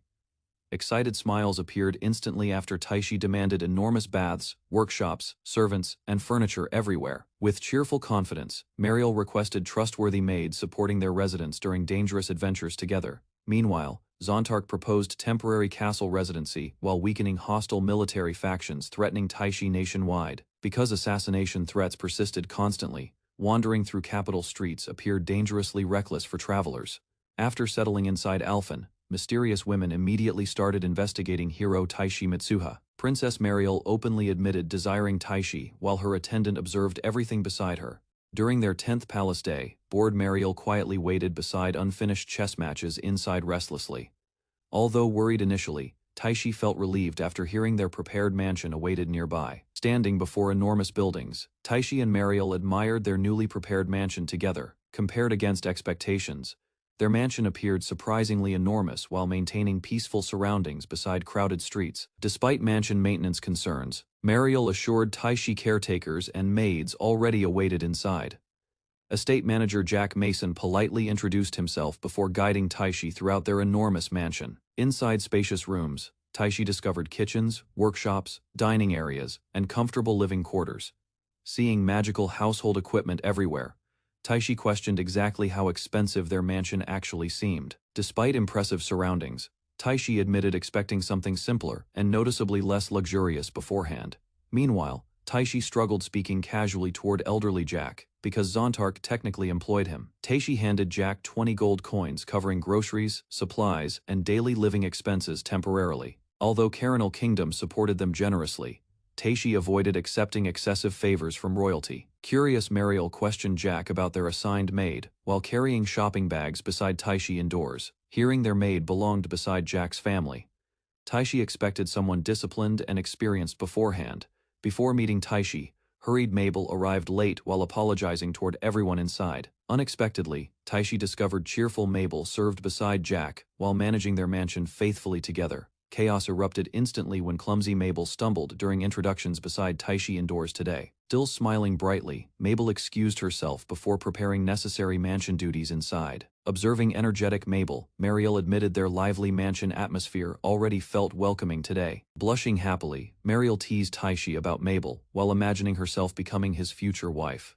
While Jack joked, Taishi endured Mabel's teasing attention with visible embarrassment today. Cheerful Mabel approached Taishi, asking dinner preferences before preparing meals inside their mansion tonight. Considering previous palace banquets, Taishi preferred lighter dishes while Marl watched him. An intense craving suddenly consumed Taishi, shocking Marl and Mabel beside bustling marketplace crowds. Extending both hands, Taishi demanded rice immediately, while companions observed his unusual reaction. Overwhelmed, Taishi shouted for rice while gripping dining tableside utensils tightly. Mabel served steaming dishes as astonished Taishi devoured countless rice bowls without hesitation. Tears streamed across Taishi's face because familiar white rice reminded him about Earth. Meanwhile, Marl questioned Taishi while Mabel explained Miscronia Kingdom's enormous rice consumption traditions. Between enthusiastic bites, Taishi considered visiting Miscronia someday, seeking knowledge regarding unfamiliar kingdoms there. Sharing familiar rice together, Taishi and Marl strengthened companionship inside their peaceful mansion tonight. During quiet evening hours, Taishi realized meaningful trust gradually developed between himself and Marl there. Excited voices echoed loudly while Taishi and Marl admired their luxurious private mansion bathhouse together. Warm water comforted exhausted travelers deeply, as Marl enjoyed peaceful bathing beside relaxed Taishi tonight. Inside steaming bathwater, curious Marl questioned Taishi carefully regarding his mysterious distant homeland. Inside, peaceful bathwaters, Taishi hesitated, revealing dangerous knowledge regarding Earth's advanced civilization technologies. There, listening beside Taishi, Marl imagined peaceful societies where hunger and warfare disappeared forever. Painful memories surfaced while Taishi described overcrowded cities, exhaustion, pressure, and hopeless modern lifestyles. Changing subjects abruptly, Taishi planned visiting Alphan Adventurers Guild while considering stronger protective equipment tomorrow. Before Taishi answered further questions, embarrassed Marl requested calmer behavior inside steaming bathwater beside her. Smiling mischievously, Marl teased embarrassed Taishi while discussing tomorrow's crowded market expedition plans together. Accepting Marl's playful challenge, Taishi watched her approach closer through steaming bathwater. Victorious Marl relaxed, while exhausted Taishi collapsed beneath swirling heated water. Remembering palace maids, trembling Taishi feared Marl's growing curiosity regarding romantic relationships. Curious about Iliard's unknown history, Taishi accompanied Marl to the enormous Great Library for guidance. Endless shelves surrounded him completely, leaving Taishi amazed by the library's overwhelming collection of ancient books. After checking several handwritten texts, he noticed Iliard still lacked proper printing methods and mass publication. Smiling proudly, Marl arranged study materials while Taishi focused carefully on learning the world's forgotten past. Ancient documents eventually described Iliard's destroyed civilizations, changing gods, and thousands of years filled with conflict. Ancient records explained how Iliard's gods guided believers through prophecies, miracles, and magical divine artifacts. During their discussion, Taishi questioned whether the mysterious jewel prophecy truly originated from those powerful gods. Marl later revealed the prophecy once belonged to the old god before Iliard's rulers completely changed. According to forgotten legends, the former goddess disappeared after surrendering her authority to newly born deities. Hearing every explanation carefully, Taishi finally suspected the strange voice guiding them belonged to that goddess. Taishi wondered about the old goddess's reason for summoning him into Iliard's world. Marl noticed Taishi's tired expression and gently encouraged him to continue learning carefully. Books and scrolls surrounded them as she prepared new lessons about Iliard's vast continents. A detailed map showed the Peat continent, including kingdoms, forests, mountains, and regional climate zones. Marl started with Carindil Kingdom, explaining its geography, traditions, and significance to the central region. Carindil remained wealthy through agriculture, although lacking coastlines forced continuous dependence on imported salt supplies. Meanwhile, powerful monsters controlled forests heavily, preventing humans from properly developing valuable natural resources there. Opening another book, Marl introduced Mizkronia Kingdom, located throughout southeastern regions across the Peat continent. Numerous rivers, lakes, and coastlines allowed Mizkronia Kingdom to prosper through marine products and water resources. Busy trading ships gathered constantly around Kron, where merchants worldwide transported valuable products and rare commodities. Although Mizkronia exported salt successfully, dangerous aquatic monsters constantly threatened nearby rivers and surrounding lakes. After hearing Marl's explanation, Taishi realized Mizkronia Kingdom possessed greater military influence than Carindil overall. Curious about foreign nations, Taishi immediately answered Mizkronia Kingdom when Marl requested his personal interests afterward. Hearing that response carefully, Marl stared silently while Taishi confidently repeated Mizkronia Kingdom once again. Taishi seriously confirmed his decision, causing Marl's cheerful expression to brighten throughout their lengthy discussion. Taishi jokingly claimed Mizkronia's unlimited rice supplies motivated his sudden interest toward visiting there someday. Blushing happily, Marl imagined traveling beside Taishi throughout Mizkronia Kingdom during future peaceful adventures together. After hours studying difficult materials, Marl suggested visiting nearby marketplaces for relaxation and changing surroundings afterward. Bustling merchants loudly promoted imported salt, flour, and fresh products throughout Carindil Kingdom's crowded central marketplace. Excited by unfamiliar foods, Marl eagerly purchased delicious fruits, while Taishi quietly watched her cheerful behavior. Carrying excessive purchases already, Taishi and Marl entered the capital's older marketplace district together. Unlike newer streets, crowded vendors and noisy stalls created an extremely chaotic atmosphere everywhere there. Suddenly, they accidentally reached the brothel district, leaving Marl embarrassed while Taishi stared awkwardly. Pouting angrily, Marl misunderstood Taishi's curiosity and questioned his preferences toward attractive women's appearances. Meanwhile, Taishi explained every profession remained important business work throughout crowded cities and economic districts. A crowded slave market, Taichi witnessed chained demi-humans being displayed and traded like merchandise. Guided through the auction area, he saw imprisoned girls and learned they were being sold. Although slavery existed in Iliard, confronting the reality firsthand left a far deeper impact. Suddenly, a captured beastman resisted his fate and desperately struggled against the guards restraining him. Before the situation could escalate, a subordination spell activated, forcing the beastman to collapse helplessly. With the beastman deemed worthless, the traders abandoned any hope of selling him and walked away. Watching from nearby, Taichi realized slavery here was far harsher than he had imagined. As the injured beastman was dragged off, the cruel reality of Iliard unfolded before his eyes. A wave of nausea struck him, and Marl quickly noticed his shaken condition. After calming himself, Taichi accepted that this world's harsh truths could not simply be ignored. While struggling to process what he had witnessed, Taichi wondered why Marl appeared so calm. Rather than denying the cruelty around them, she reflected on how different his former world must have been, having lived with it for years. Marl viewed slavery as an unavoidable part of everyday life. Tears filled her eyes as she admitted the suffering still hurt, despite trying to accept it. Moved by her honesty, Taichi watched Marl lean against him before they quietly headed home together. While leaving, Taichi noticed someone familiar standing among crowded marketplace pedestrians nearby. Chained beside filthy walls, the exhausted assassin struggled weakly while staring toward distant approaching footsteps. Memories returned after Taichi recognized Flam Forsyth, once feared throughout dangerous assassination missions everywhere. Covered with bruises and chains, Flam appeared completely broken compared against her former confident appearance. Inside filthy cages, Flam remained chained while Taichi observed her miserable condition beside Marl. Approaching confidently, slave merchants praised Flam's combat abilities and recommended purchasing her for dangerous missions. While listening, Taichi learned slave ownership depended upon powerful magical subordination contracts throughout Iliard.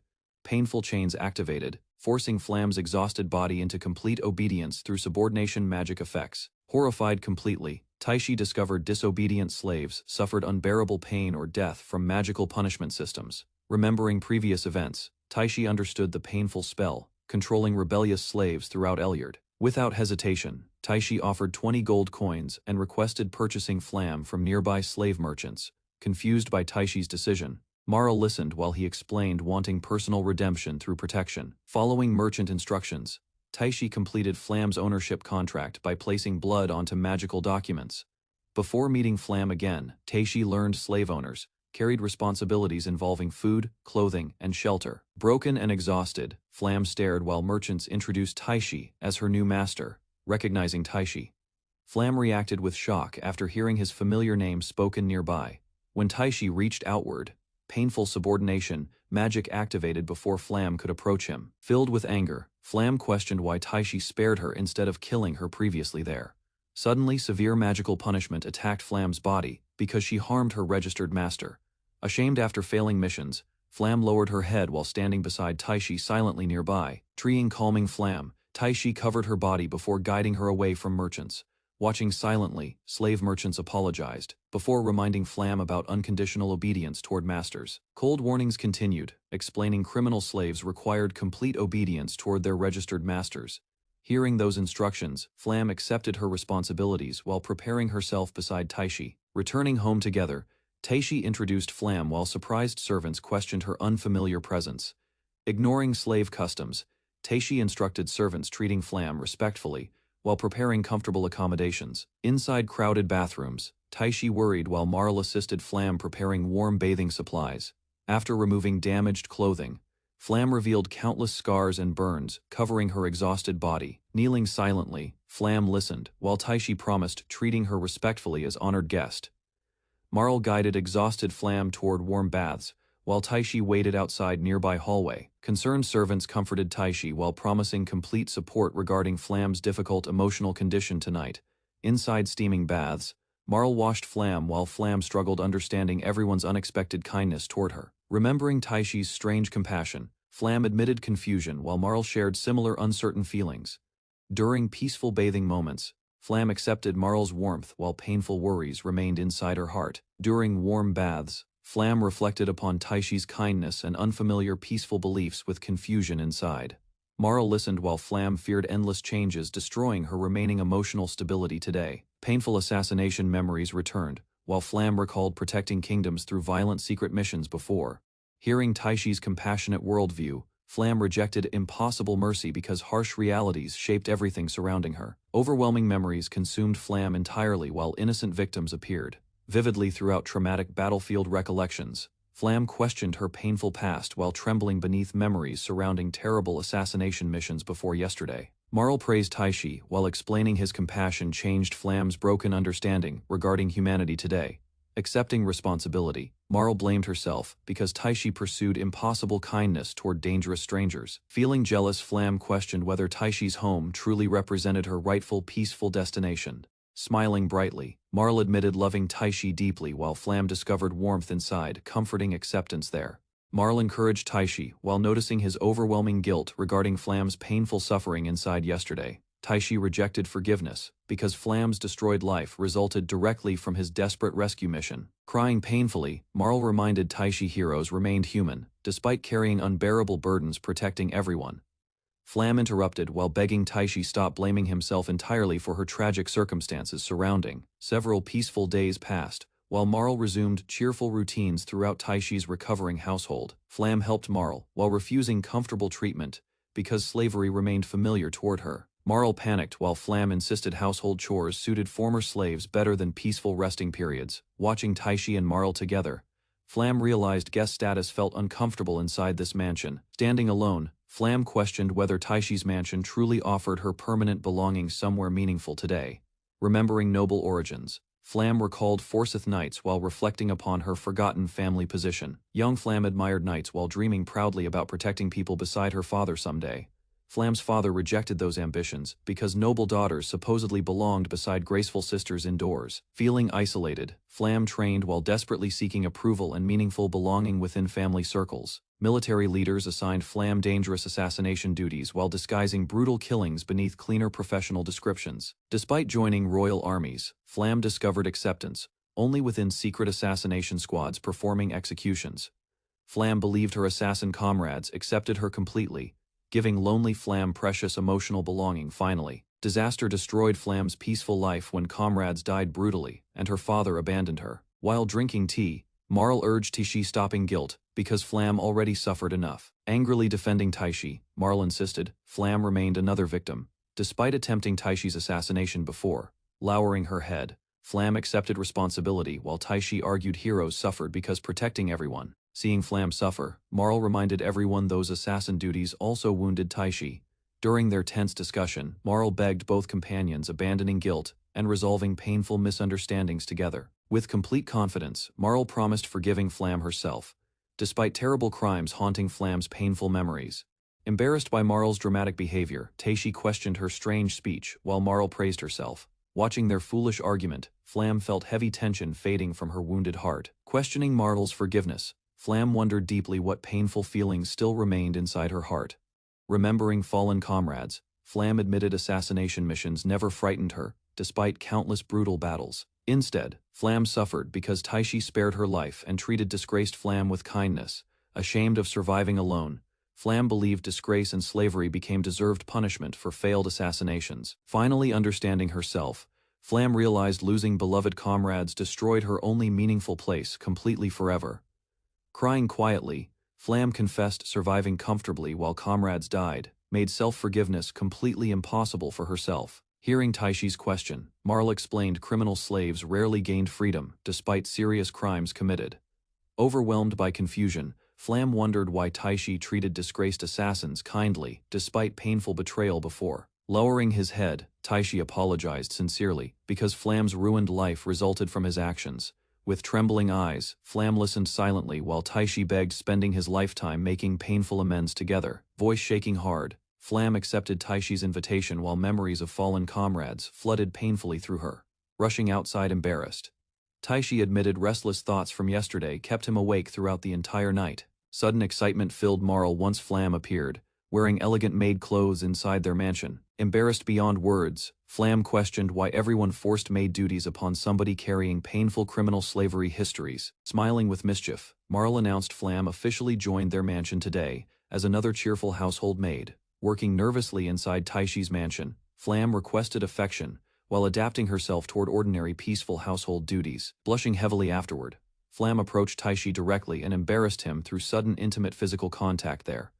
Marl celebrated cheerfully once Taishi accepted Flam, adding the former assassin maid beside everyone. Later, Taishi walked through crowded streets before somebody suddenly recognized him as Mitsuna, famous heroic warrior.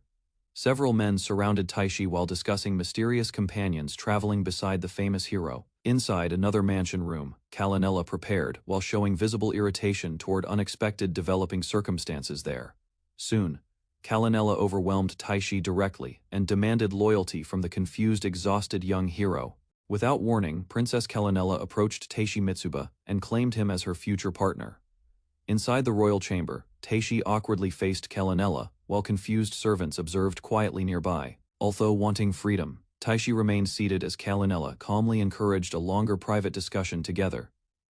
Curiosity filled Taishi's mind when he finally questioned Kalinella about her unexpected interest toward him. With complete confidence, Kalinella explained their marriage could greatly strengthen Carindil Kingdom's future prosperity. Leaning closer, Kalinella confidently suggested marriage while Taishi reacted with complete disbelief before her. Trying to stay calm, Taishi explained their relationship developed far too suddenly for serious commitment. Rather than arguing, Kalinella quietly claimed she already understood Taishi better than anyone expected. After hearing about Taishi's previous palace visit, Kalinella admitted watching him long before today's meeting. Despite Kalinella's persistence, Taishi rejected the proposal and refused royal authority or political influence.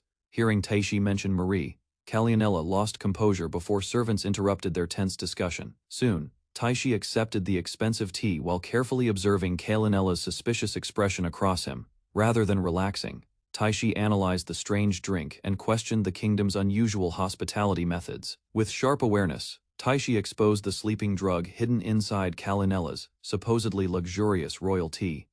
After uncovering the scheme, Taishi warned everyone never to underestimate a summoned hero's abilities again. Terrified by Taishi's reaction, Stella apologized and accepted responsibility for poisoning the royal tea. Fury overwhelmed Taishi as he condemned kingdoms using assassins, poison, and cowardly political schemes against heroes. While Stella trembled, Taishi warned everyone that he remained deeply dissatisfied with their actions. Ignoring the tension, Kalinella presented Taishi with a mysterious pendant through Stella's careful assistance. The strange pendant activated powerful magic, forcing Taishi backward while shocking everyone inside the palace. Kalinella praised Stella's loyalty, while the ancient magic tool slowly began affecting Taishi's weakened mind. Unable to control his body properly, Taishi realized the hypnosis magic steadily reduced his resistance. Smiling confidently, Kalinella ordered Stella forward and prepared to forcefully claim Taishi for herself. Inside the mansion, Nella boldly approached Taishi after secretly preparing a suspicious enchanted drink. Confusion spread across Taishi's face when Nella suddenly climbed over him beside the nervous Stella. Meanwhile, Stella revealed the strange liquid was merely an aphrodisiac instead of deadly poison.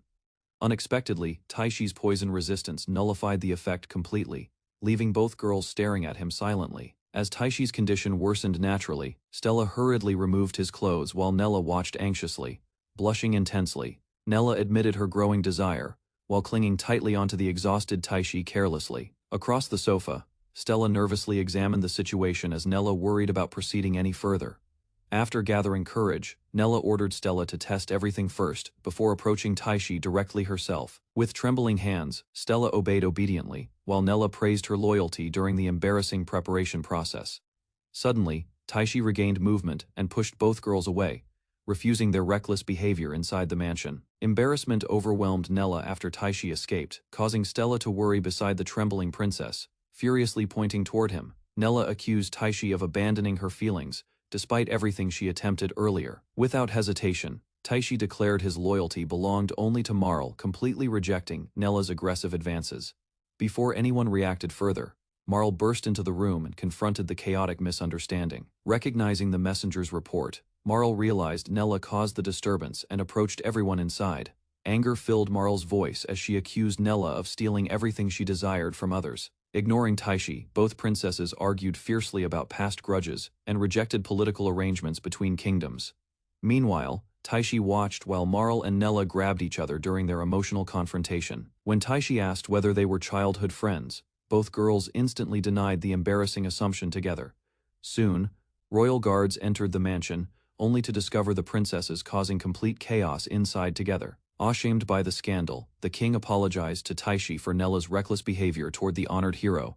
Despite receiving the apology, Taishi considered leaving the kingdom after repeated dangerous incidents threatened his safety. Meanwhile, the royal court struggled, because Taishi remained the kingdom's most important and dependable protector available.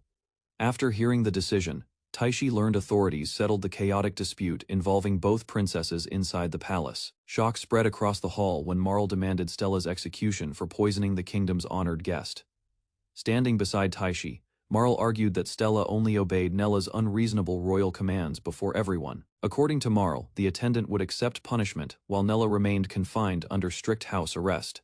Although Taishi stayed concerned, Marl reassured him while secretly preparing another condition for the agreement. Before Stella faced punishment, Marl demanded magical restraints prevent her from escaping responsibility or causing further incidents later. Relieved by the compromise, the royal noble thanked Taishi and Marl for resolving the dangerous scandal together. Nella sadly questioned her punishment, while Taishi wondered whether both women would accept the royal decision peacefully. Ignoring Stella's suffering, Nella angrily blamed Taishi for rejecting her desperate feelings inside the crowded palace. Facing Marl directly, Nella swore she would someday steal everything precious that belonged beside her rival. Once the argument ended, Marl escorted Taishi away, while the tired king dismissed the royal gathering quietly. Outside the palace gates, Taishi complained about Marl's troublesome behavior as another exhausting incident finally concluded. Holding Taishi closely, Marl proudly reminded him that he belonged beside her alone forever. Back at the mansion, Flam and the maid welcomed Taishi home, while checking his condition nervously. Remembering the poisoning incident, Flam revealed how terrified everyone became after hearing the dangerous news earlier. Marl and the others begged Taishi to avoid reckless actions because the mansion residents cared deeply about him. Reflecting quietly, Taishi realized the people surrounding him already felt precious enough to resemble beloved family members. Taishi returned home, receiving warm affection from Marl and the mansion residents waiting. Later, Marl approached Taishi while hiding unusual intentions inside his quiet room before resting. Removing her clothes, Marl cornered Taishi and prepared continuing their interrupted romantic moment together. Recently hired at Taishi's mansion, Mabel worked hard each morning while adjusting to unfamiliar household duties there.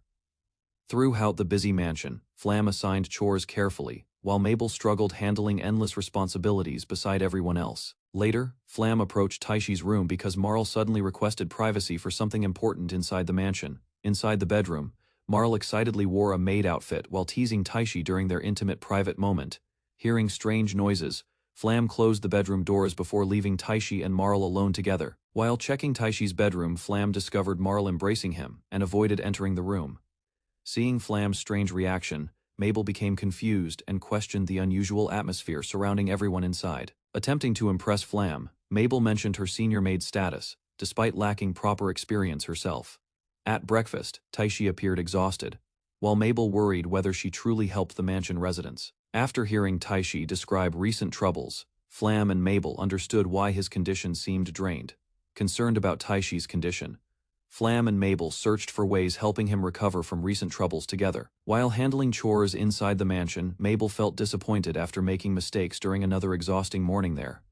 Seeing Flam support Taishi, Mabel wished she possessed enough experience helping everyone around the mansion. At the same time, Mabel admired Marl and Flam because both women comforted Taishi whenever problems appeared. Hoping Taishi regained energy soon, Mabel offered a massage and started caring for him inside. Trying to massage Taishi properly, Mabel became embarrassed after failing impressing him during practice. Following Taishi's instructions, Mabel panicked when he suggested using her feet instead there.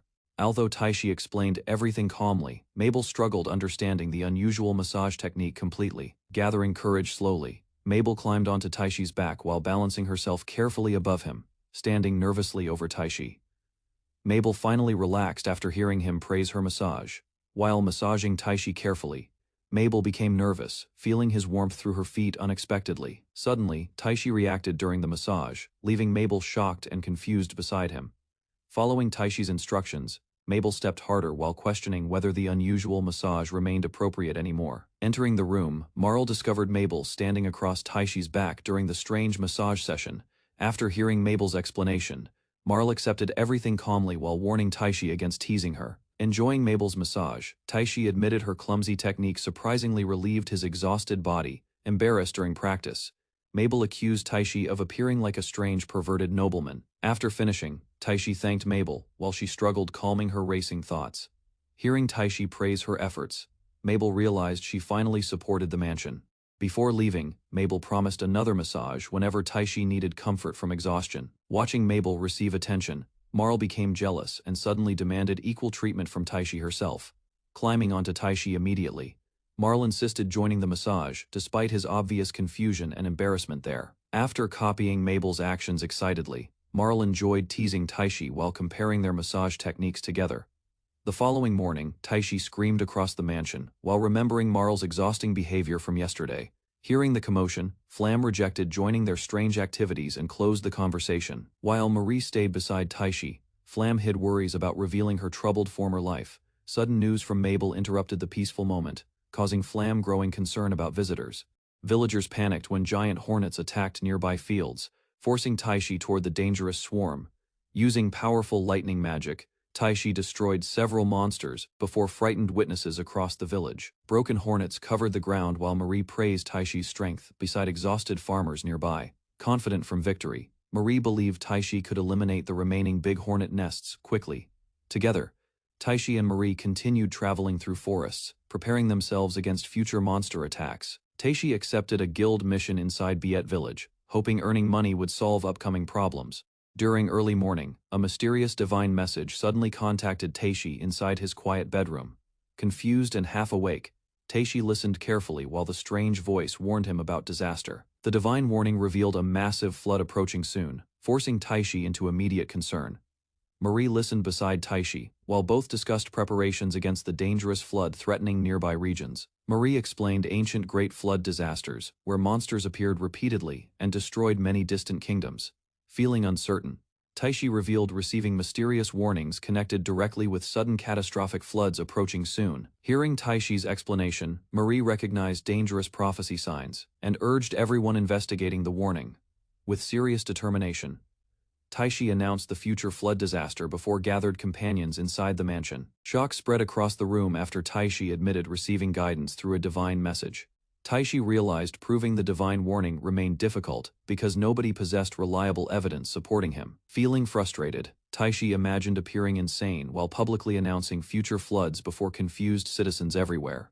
Seeking better solutions, Taishi requested Jack arranging meetings with Marquis Zontark and important temple officials. Marie supported Taishi's plan, believing priests inside the capital could confirm divine prophecies through sacred oracles.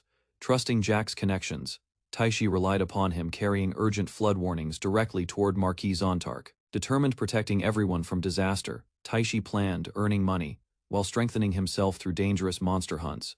Facing another hornet attack, Taishi unleashed powerful lightning magic and instantly defeated charging enemies. Exhausted from continuous battles, Taishi and Marie rested beside destroyed nests filled with giant hornet remains.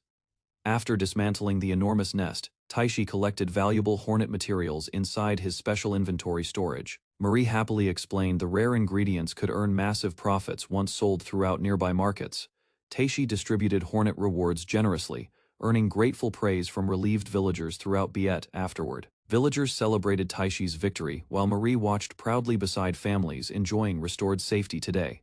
Originally pursuing simple profits, Taishi noticed Marie becoming emotional after witnessing everyone's happiness together. Walking beside Marie afterward, Taishi realized adventuring created hope for struggling villagers everywhere today. Meanwhile, Adventurers Guild members reported 340 own hornets eliminated during Taishi's extermination mission. Guild clerks counted enormous hornet rewards while Taishi and Marl stared across shining coins. Excited villagers praised Taishi's profitable adventure, while Marl celebrated their unexpected earnings beside him. During celebrations, Taishi suggested cooking hornet ingredients later before returning peacefully toward home together.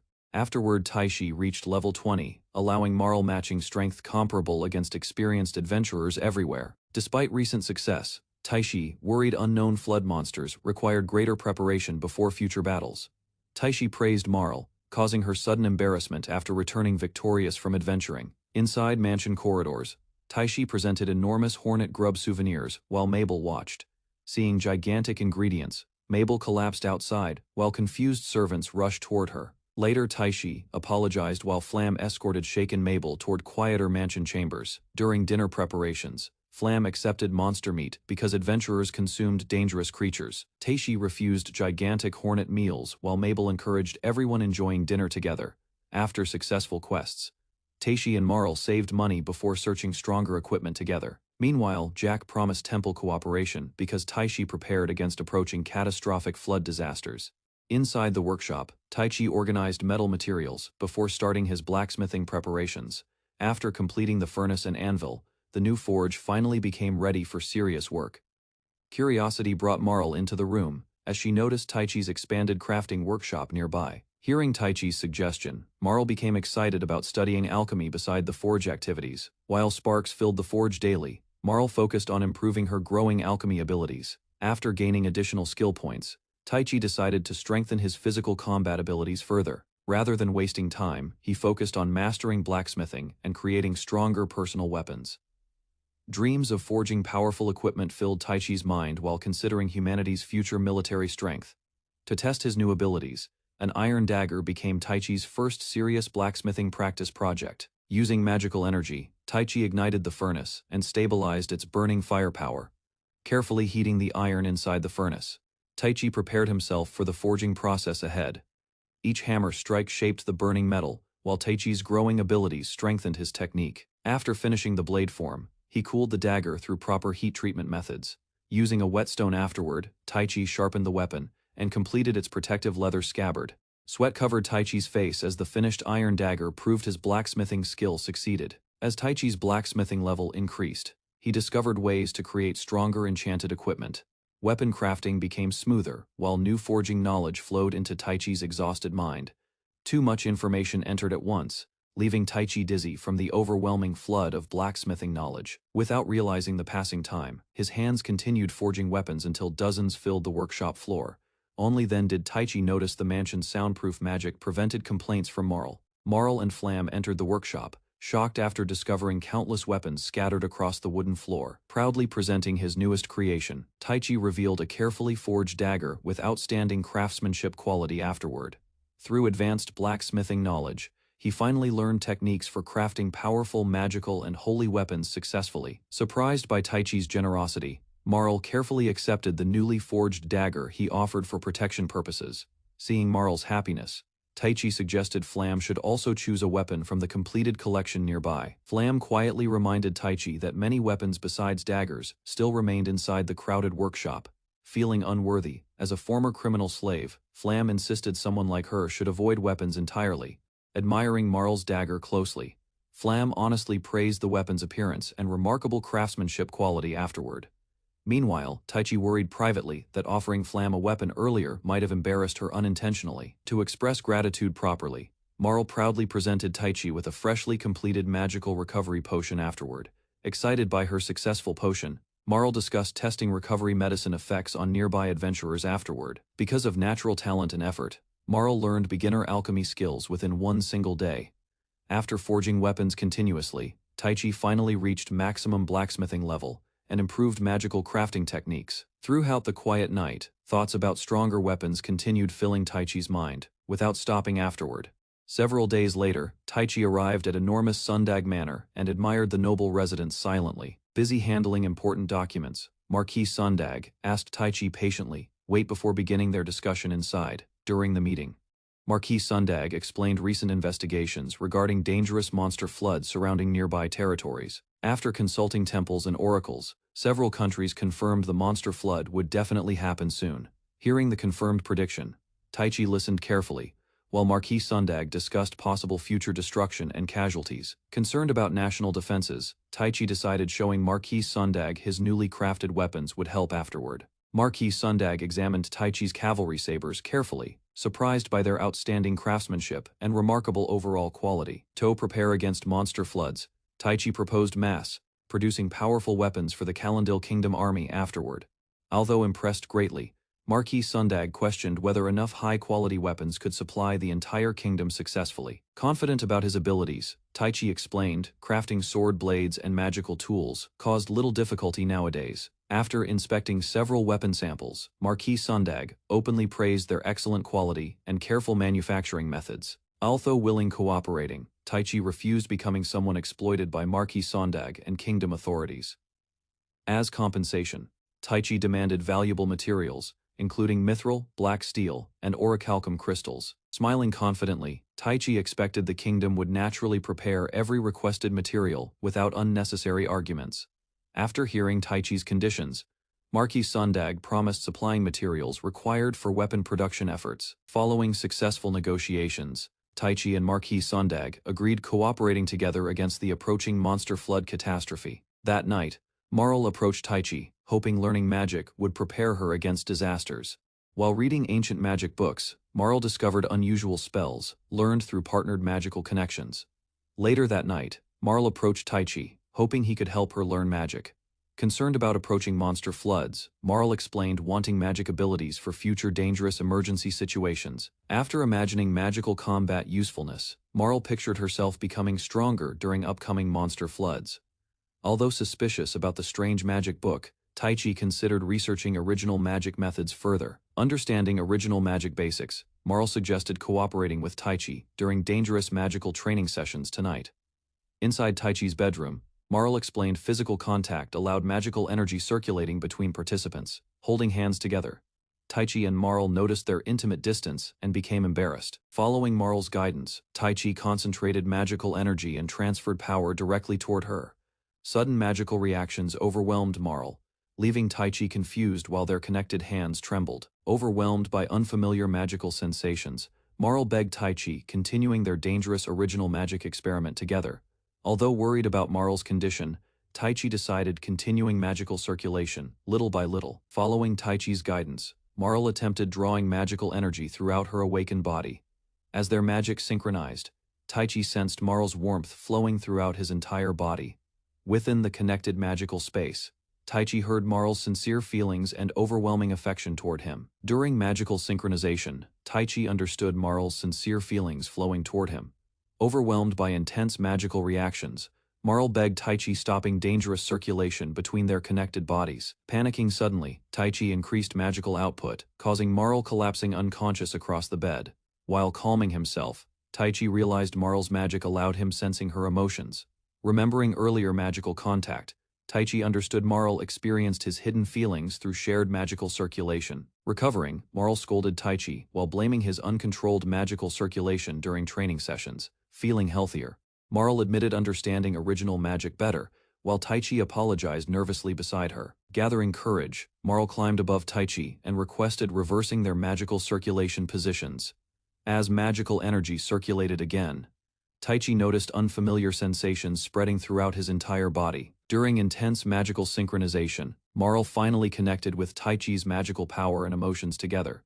Smiling, Marl ordered Taichi remaining quiet, while their connected magic intensified between bodies. Unable accepting defeat, Taichi challenged Marl, while overwhelming magical energy surged between them. Consumed by powerful magical synchronization, Marl lost control while overwhelming sensations spread throughout her body. While resting together, Taichi realized primordial magic exchanged emotions alongside circulating magical energy. Checking their conditions, Taichi discovered Marl absorbed magical power while feeling energized. After learning primordial magic, Taichi worried dangerous people could abuse overwhelming magical absorption abilities.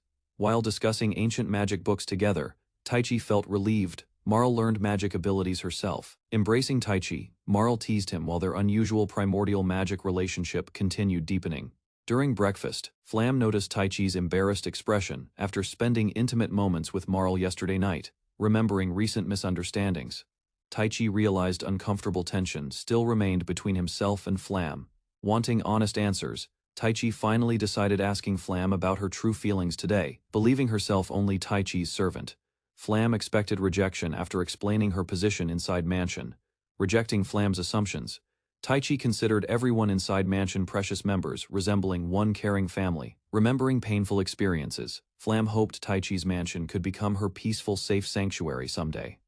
Hearing Taichi's comforting words, Flam wished everyone inside mansion could share peaceful happiness together. Since childhood, Flam treasured calm daily life beside Marl, Mabel, Jack and Taichi inside mansion.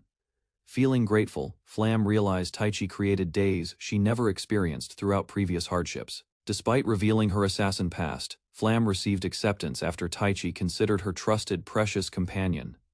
Despite painful memories, Flam admitted never hating Taichi after receiving kindness and peaceful shelter. Recalling her violent assassin past, Flam confessed Taichi rescued her from complete emotional collapse. While approaching Taichi, Flam gathered courage and revealed feelings hidden within herself. During breakfast preparations, Marl noticed unusual tension surrounding Taichi and Flam inside mansion dining room. Standing beside Taichi, Flam called him master again, while hiding growing emotional attachment. Flam teased Taichi during breakfast, causing embarrassment while requesting participation beside Marl.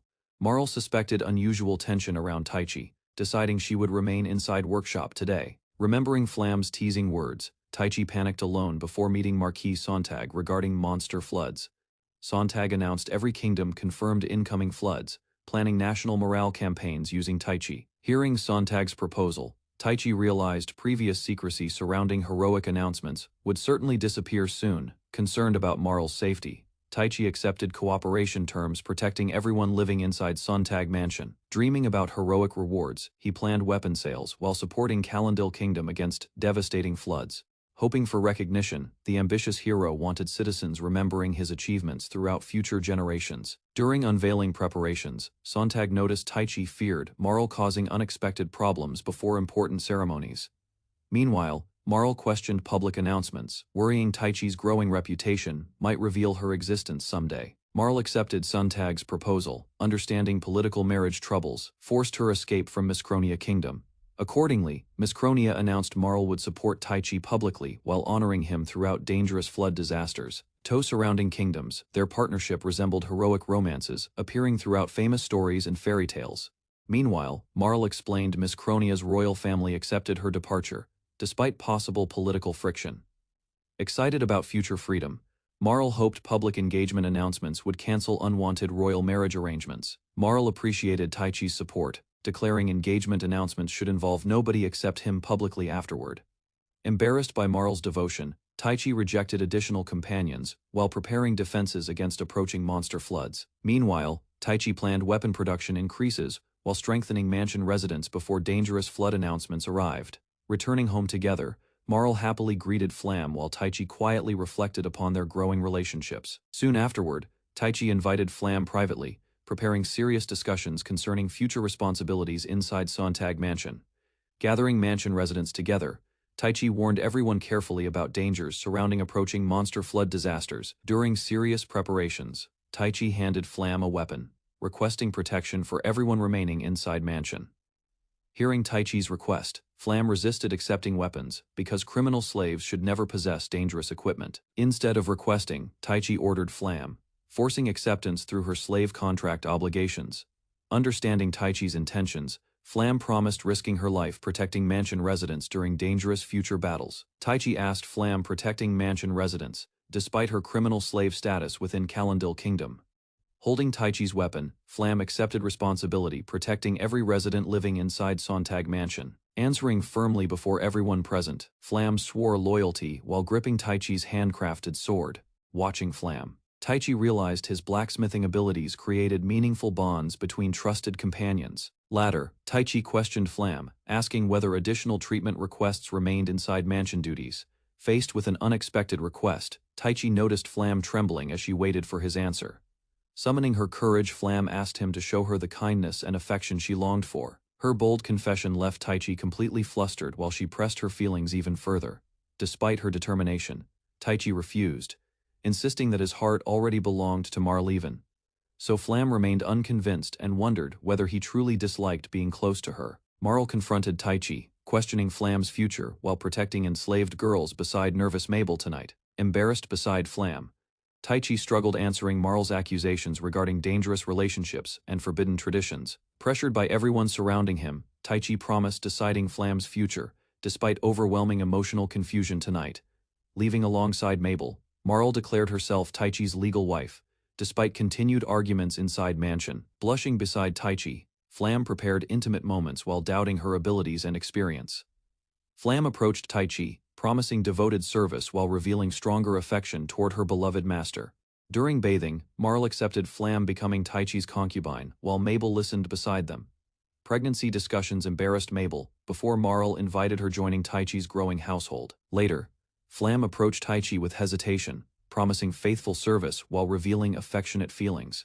Taichi blushed hard after Flam climbed above him, questioning acceptance regarding additional companions. Meanwhile, Flam continued embracing Taichi during intimate moments, causing awkward confusion throughout their encounter. Exhausted Taichi faced Flam's relentless teasing, while his fading restraint weakened throughout their encounter tonight. Closer beside Taichi, Flam encouraged reckless indulgence, breaking apart his remaining cautious thoughts. During their tense moment, Flam questioned Taichi, while studying his embarrassed reactions. Passionately embracing Taichi across the bed, Flam deepened their growing bond through intimate affection. Blushing, Flam relaxed beside Taichi, comforted completely by his gentle acceptance. Overwhelmed, Flam served Taichi, while their exhausting intimacy continued throughout the silent bedroom tonight. After resting, Flam apologized because Taichi alone continued treating her with genuine kindness. Smiling, Taichi demanded complete devotion from Flam, while extending their passionate encounter further tonight, beneath the quiet night sky. Taichi realized emotional closeness with Flam deepened beside physical intimacy. Suddenly, Mabel interrupted their private morning together, ending Taichi and Flam's intimate time.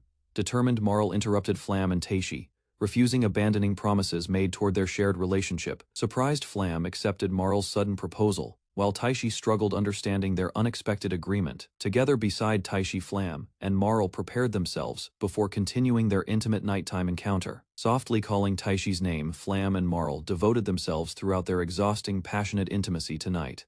Exhausted, Taichi rested between Flam and Marl, while accepting their unusual relationship without further resistance. After surviving the monster flood, exhaustion finally overwhelmed Taichi inside his quiet house.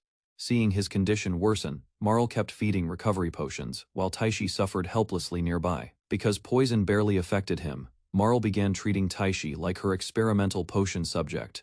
Holding another bottle, Taichi worried about his strange fatigue and unexpected physical reactions. Ignoring Taichi's concerns, Marl accepted the addiction side effect and continued her dangerous experiments.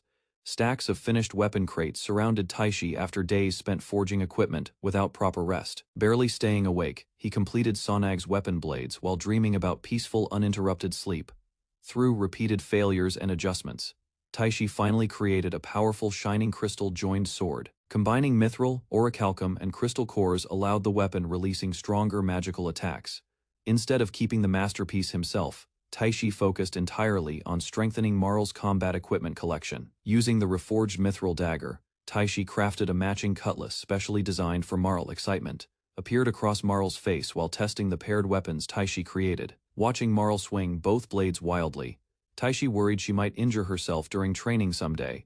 To improve her swordsmanship, Flam agreed teaching Marl proper dual-wielding techniques inside the backyard later. Meanwhile, Taichi's exhausting routine continued through weapon production, guild missions, and preparations against incoming monster attacks.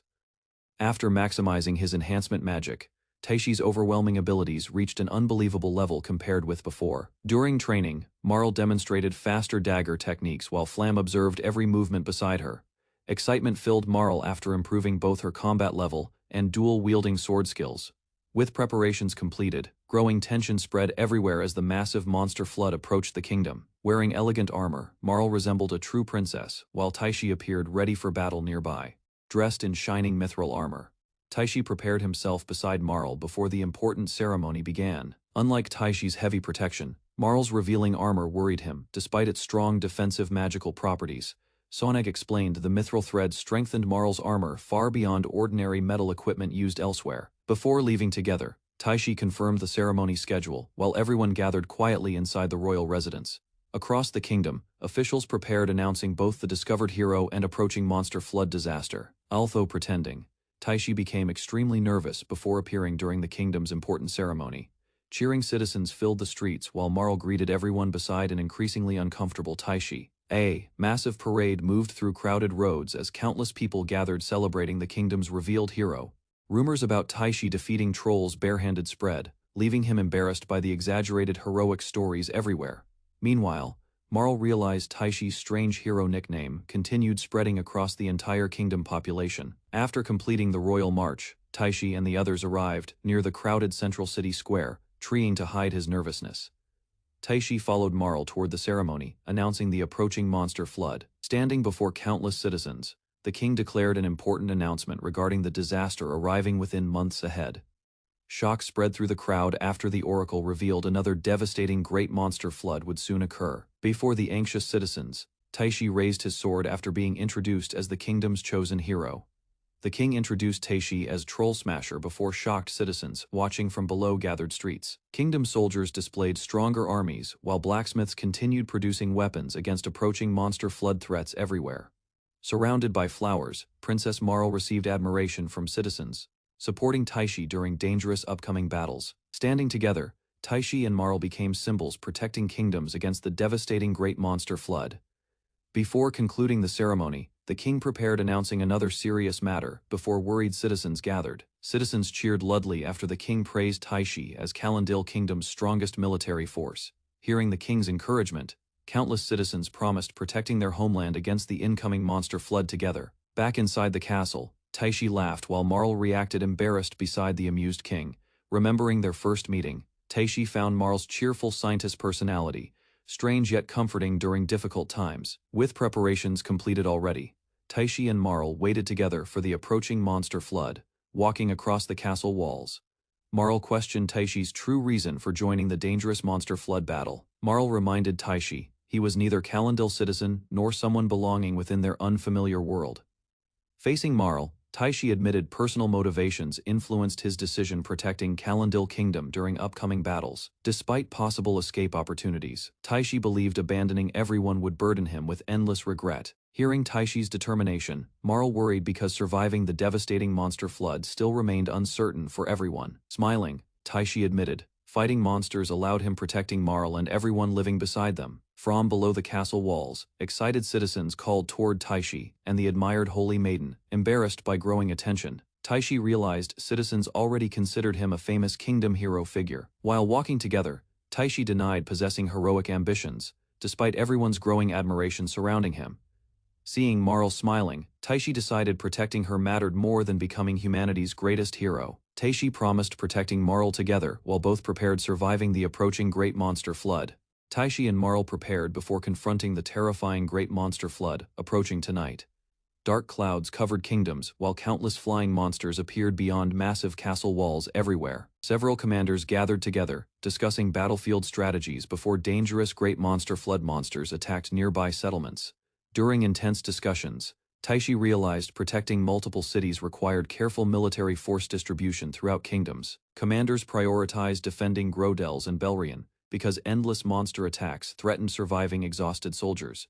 King Sonag entrusted Taishi protecting Alphen, while commanders discussed distributing military forces throughout battlefront cities. Although confused, Taishi suggested maximizing battlefield efficiency instead of leading numerous kingdom knights.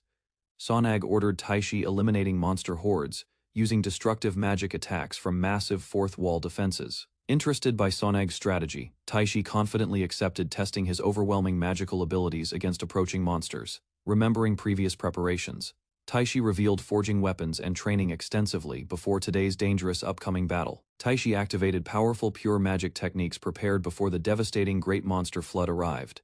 Brilliant magical energy crossed enormous skies before exploding beyond massive kingdom defensive walls everywhere. Using Supreme Grand Explosion, Taishi unleashed overwhelming destructive power against approaching hordes surrounding nearby battlefields. Countless monsters disappeared while enormous explosions illuminated kingdoms facing terrifying great monster flood attacks. Watching destroyed battlefields, Marl realized Taishi's extraordinary magic abilities surpassed everyone's previous expectations. Marl admired Taishi's overwhelming magic abilities while defending kingdoms against the terrifying great monster flood together. Despite successful explosions earlier, Taishi realized additional monsters approached vulnerable kingdom defensive walls everywhere. Standing above kingdoms, Taishi prepared confronting endless monsters as the great monster flood began. Wild monsters advanced while mounted soldiers charged forward protecting frightened citizens behind massive kingdom walls. Following commanders' orders, defending soldiers raised shields and launched powerful attacks against approaching monster hordes. Greedy adventurers ignored battlefield dangers, believing defeating monsters increased ranks and valuable rewards during battles. Suddenly, enormous monsters crushed careless adventurers while terrified soldiers requested immediate battlefield assistance. Using destructive explosions, Taishi eliminated surrounding monsters and rescued surviving adventurers from certain deaths. Laughing, Taishi realized defeating countless monsters increased his valuable experience points. Concerned about Taishi's condition, Marl checked his mana while exhausted survivors recovered beside kingdom defensive walls. Taishi recovered mana while strengthening recovery abilities during exhausting great monster flood battles everywhere.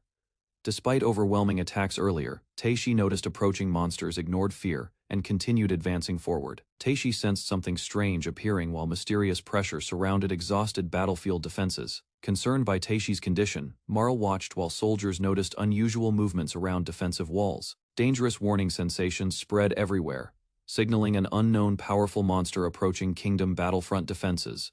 Taishi and Marl witnessed a terrifying black sphere appearing above kingdoms during dangerous monster invasions. Taishi witnessed terrifying black spheres descending slowly above kingdoms during great monster flood invasions. Suddenly, enormous monster hands emerged violently from mysterious spheres threatening kingdoms with calamities approaching. Without hesitation, Taishi launched supreme grand explosion attacks toward creatures emerging from mysterious spheres.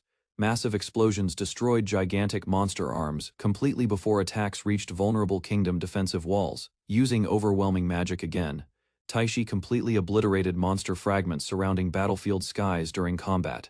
Taishi observed enormous crater remains while frightened soldiers discussed destroyed monster hands beside battlements. Recovering quietly, Taishi questioned terrifying creatures' origins, while gaining levels from dangerous battlefield encounters. Despite lingering fears, Taishi prepared determinedly, prioritizing nearby enemies before investigating mysterious colossal monsters. Castle defenders celebrated survival cautiously, while Marl worried silently beneath skies during continuing invasions. Meanwhile, scholars investigated mysterious black spheres carefully, comparing disasters against records describing catastrophic floods. Marl defeated remaining monsters while mansion servants trusted Taishi's leadership protecting everyone during battles. Servants encouraged hopeful prayers while Marl confidently believed Taishi would return protecting Belrian residents. Investigations confirmed giant creatures directed monster attacks before disappearances reduced flooding across capital cities. Taishi and Marl departed capital, arriving Belrian days later while preparing future defensive operations. Near Belrian, Taishi encountered enormous drake monsters roaring violently before another catastrophic battle started. Marl defeated remaining monsters while mansion servants trusted Taishi's leadership protecting everyone during battles. Servants encouraged hopeful prayers while Marl confidently believed Taishi would return protecting Belrian residents. Investigations confirmed giant creatures directed monster attacks before disappearances reduced flooding across capital cities. Taishi and Marl departed capital, arriving Belrian days later while preparing future defensive operations. Near Belrian, Taishi encountered enormous drake monsters roaring violently before another catastrophic battle started. Taishi distracted enormous drake closely before launching explosive magic toward vulnerable scales. Taishi destroyed massive drake using explosive light bullets during dangerous Belrian battlefield confrontations. Celebrating victory, Taishi announced Belrian's safety while exhausted citizens observed peaceful streets. Marl scolded reckless Taishi while worrying constantly about injuries caused during dangerous battles. Understanding Marl's concerns, Taishi promised avoiding reckless decisions while protecting companions during future conflicts. Marl warned Taishi while discussing mysterious monsters appearing under specific dangerous battlefield conditions.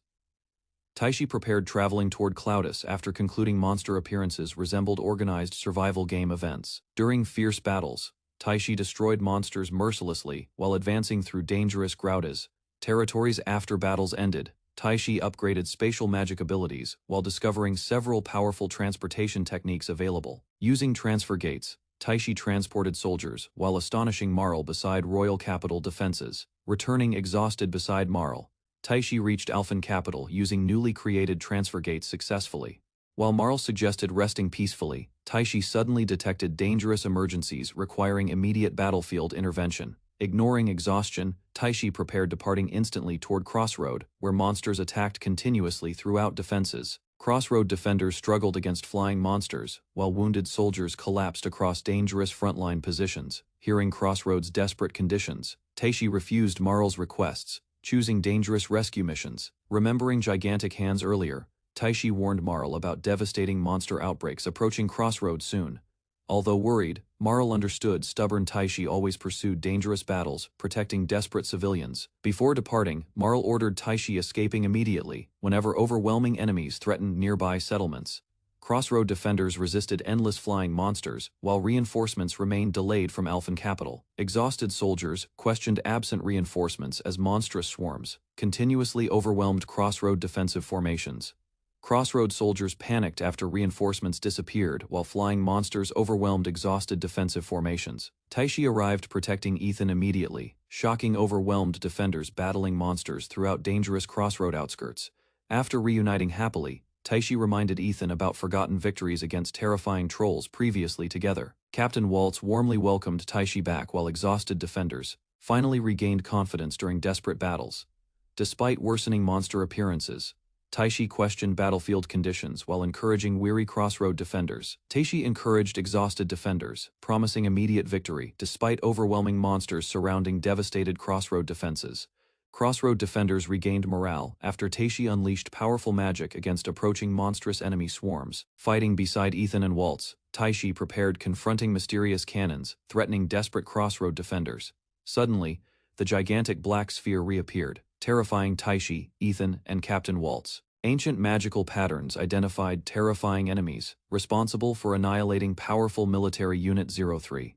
Taishi sensed deadly danger suddenly, ordering Ethan and Waltz escaping immediately before catastrophic attacks erupted nearby. Moments later, mysterious energy pierced Taishi brutally, horrifying Ethan and Waltz beside gigantic black sphere instantly. Crossroad healers panicked desperately after discovering every healing potion already exhausted treating severely wounded Taishi. Marl revealed divine healing abilities confidently, calming frightened civilians witnessing Taishi's critical condition throughout Crossroad. Using handmade healing potions, Marl supported exhausted warriors, continuing brutal Great Flood battles. Marl healed injured soldiers while exhausted warriors admired her kindness during devastating Great Flood battles. Rejecting social status, Marl insisted every warrior deserved healing equally during dangerous monster invasions. Marl encouraged wounded soldiers, inspiring everyone fighting together against overwhelming Great Flood monsters. Overjoyed warriors praised Marl, believing divine kindness descended personally during humanity's darkest desperate struggles. Marl's compassion united exhausted defenders, strengthening morale throughout Crossroad, despite continuous terrifying monster attacks. Crossroad defenders celebrated after mysterious explosions, illuminated exhausted fortress walls during midnight battles. Marl distributed terrible healing potions while injured soldiers recovered painfully throughout crowded medical shelters.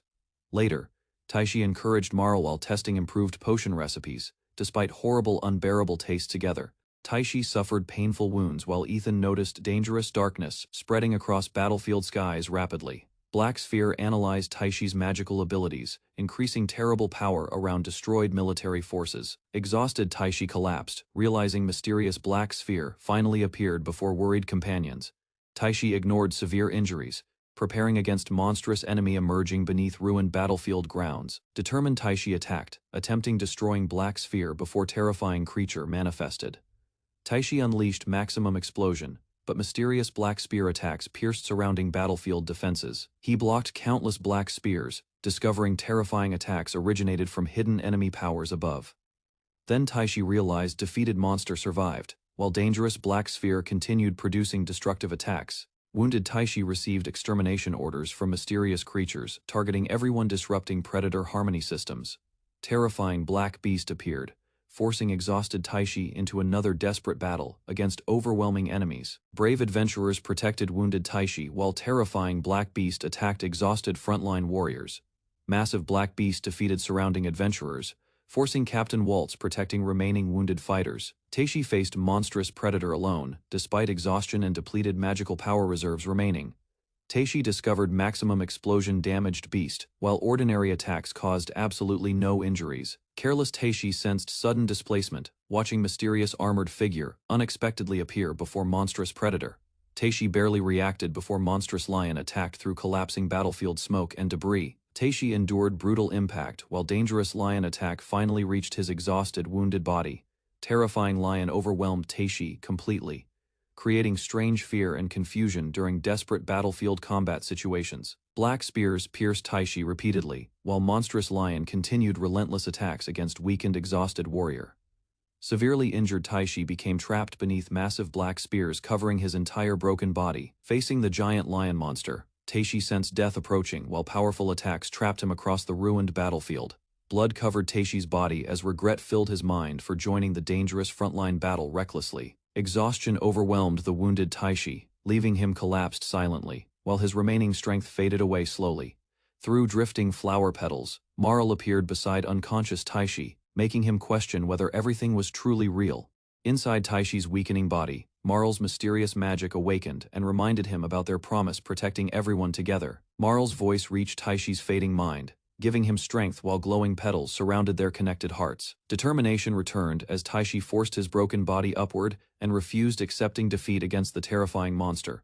Holding his sword tightly, Taishi charged forward again and struck the roaring lion with fierce remaining power. Captain Waltz and the Elfin Knights joined the battle, forming strong support beside wounded Taishi. Trusting his allies, Taishi prepared another attack while the gathered soldiers protected him from danger. Taishi rushed toward the Black Lion and exchanged fierce blows during their brutal close-range battle. A strange danger sense warned Taishi whenever the silent Black Lion prepared another deadly invisible attack. Watching carefully, Taishi discovered the monster moved without sound or dust, while crossing the battlefield at incredible speed. Confidence returned after Taishi understood the enemy's movement pattern and prepared healing magic before launching another counterattack. Using teleportation magic, Taishi chased the Black Lion and planned a faster strike against the silent monster. Taishi pursued the Black Lion, but the monster escaped before his repeated sword strikes could land. Realizing the creature predicted his attacks, Taishi changed positions quickly while searching for another opening during combat. A massive collision shattered the battlefield as Taishi forced the Black Lion backward using powerful sword techniques. Pain spread across Taishi's body after another violent exchange, yet he continued fighting against the roaring beast. With one decisive slash, Taishi finally struck through the Black Lion and tore apart the monster.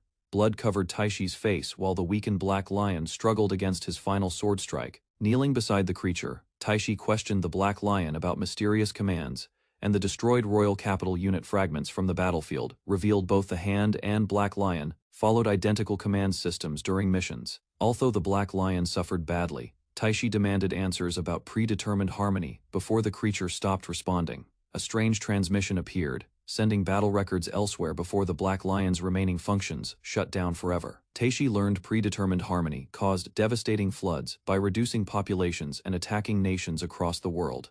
Standing across ruined land, Taishi realized hidden forces controlled monsters and disasters far beyond ordinary battles. Walter and companions treated Taishi's wounds while everyone worried about his reckless fighting during dangerous confrontations. Despite unanswered mysteries, Taishi felt relieved because Marl and the surviving warriors remained protected beside him. As the battle ended, Taishi realized the remaining monsters across the field had greatly decreased. Exhaustion overwhelmed Taishi after defeating the Black Lion, though his level surprisingly increased twice. Nearby soldiers quickly escorted injured Taishi toward camp, admiring his survival after the fierce confrontation. While healers examined his wounds carefully, Taishi nervously resisted treatment and removing damaged armor. Inside the medical tent, Lynette from Crossroads Magic Corps calmly introduced herself to recovering Taishi. After recovering with magic, Taishi allowed healers to cleanse blood covering his injured body carefully. Examining his restored condition, Taishi wondered how he survived wounds that should have killed him. During the discussion outside camp, Taishi learned Captain Waltz survived, while remaining monsters were still hunted. Feeling exhausted and starving afterward, Taishi reflected quietly on how much people around him had changed. Hearing noise outside the tent, Taishi prepared leaving camp and traveling toward the town of Telesco. Ethan rushed into the tent anxiously, searching for Taishi after hearing he returned injured recently. Several soldiers celebrated nearby victories proudly while discussing Taishi's growing reputation across the royal capital. Although invited for drinks and heroic stories, Taishi awkwardly refused because he planned leaving Telesco soon. Smiling confidently, Ethan handed Taishi alcohol while praising his sharp judgment during dangerous monster battles.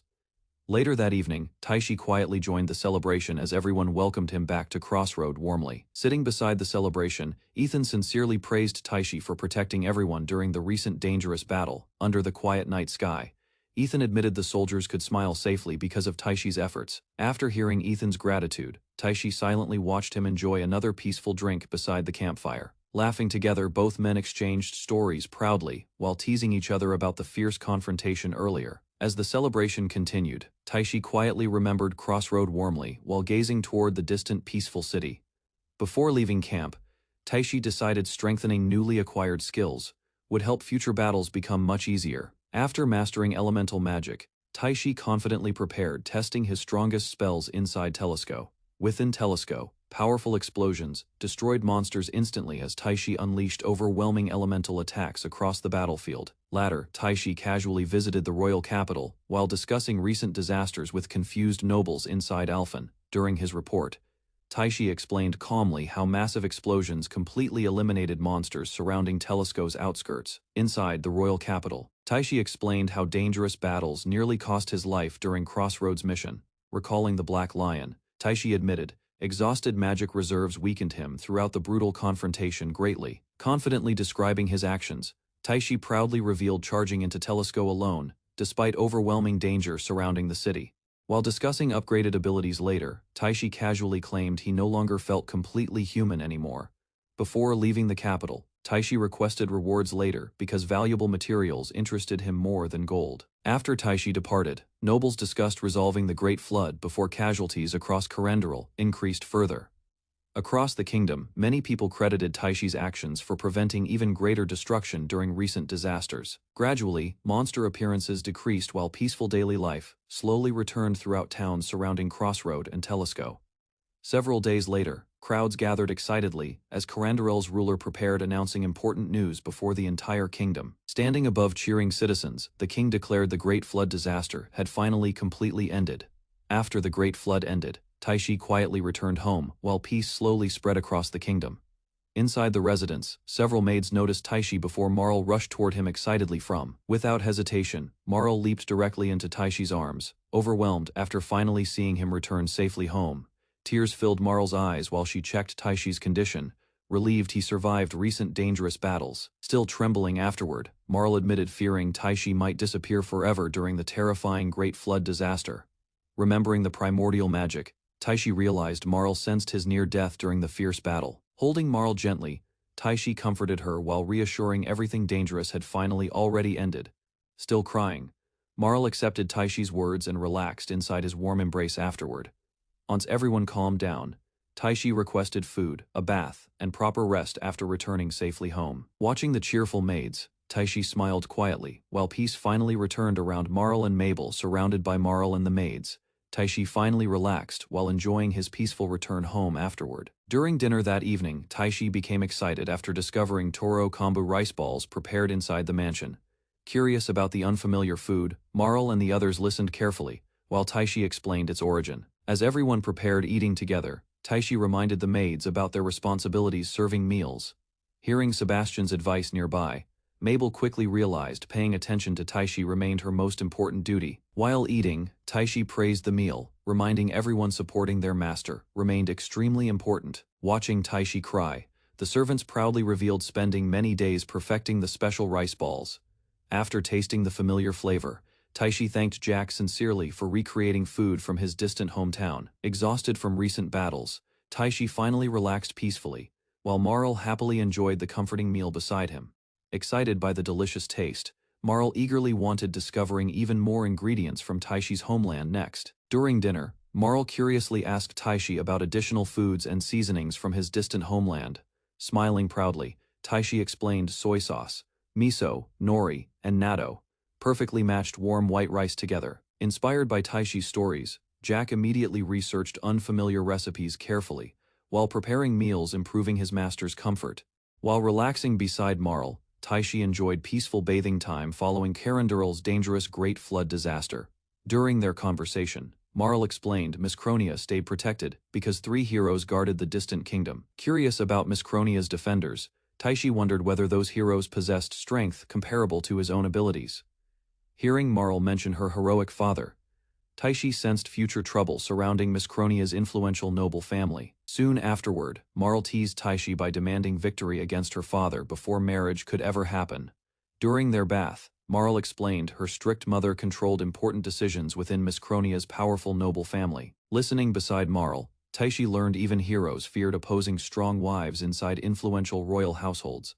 Sometimes smiling teasingly, Marl questioned whether Taishi could ever resist her authority during future married life together. Later that night, Taishi rested beside Marl while enjoying rare moments together inside the mansion. Before sleeping, Taishi checked Marl's current status and abilities using his appraisal skill once again. Checking Marl's abilities, Taishi realized her rapid growth and talents greatly exceeded ordinary adventurers already. Thinking about Miskronia's history, Taishi understood heroic bloodlines strongly influenced powerful noble and royal families there. While examining Marl's strange titles, Taishi decided ignoring the embarrassing details protected everyone's remaining dignity better. Comparing his own status later, Taishi noticed countless skills and excessive points accumulated from continuous dangerous battles. Despite upgrading many abilities already, Taishi still possessed enormous unused skill points remaining for future growth. Reviewing recent battles, Taishi realized gaining levels and skill points would become much slower from now. While checking remaining points, Taishi considered saving future upgrades carefully instead of wasting abilities anywhere. Examining his countless titles, Taishi noticed achievements and strange names had increased beyond expectation already. Comparing different categories, Taishi discovered titles originated from skills, accomplishments, enemies, and unusual circumstances combined. Confused by his status screen, Taishi questioned why the frightening title Demon King belonged to him. While reviewing his titles, Taishi discovered several abilities connected directly to major achievements and dangerous enemies.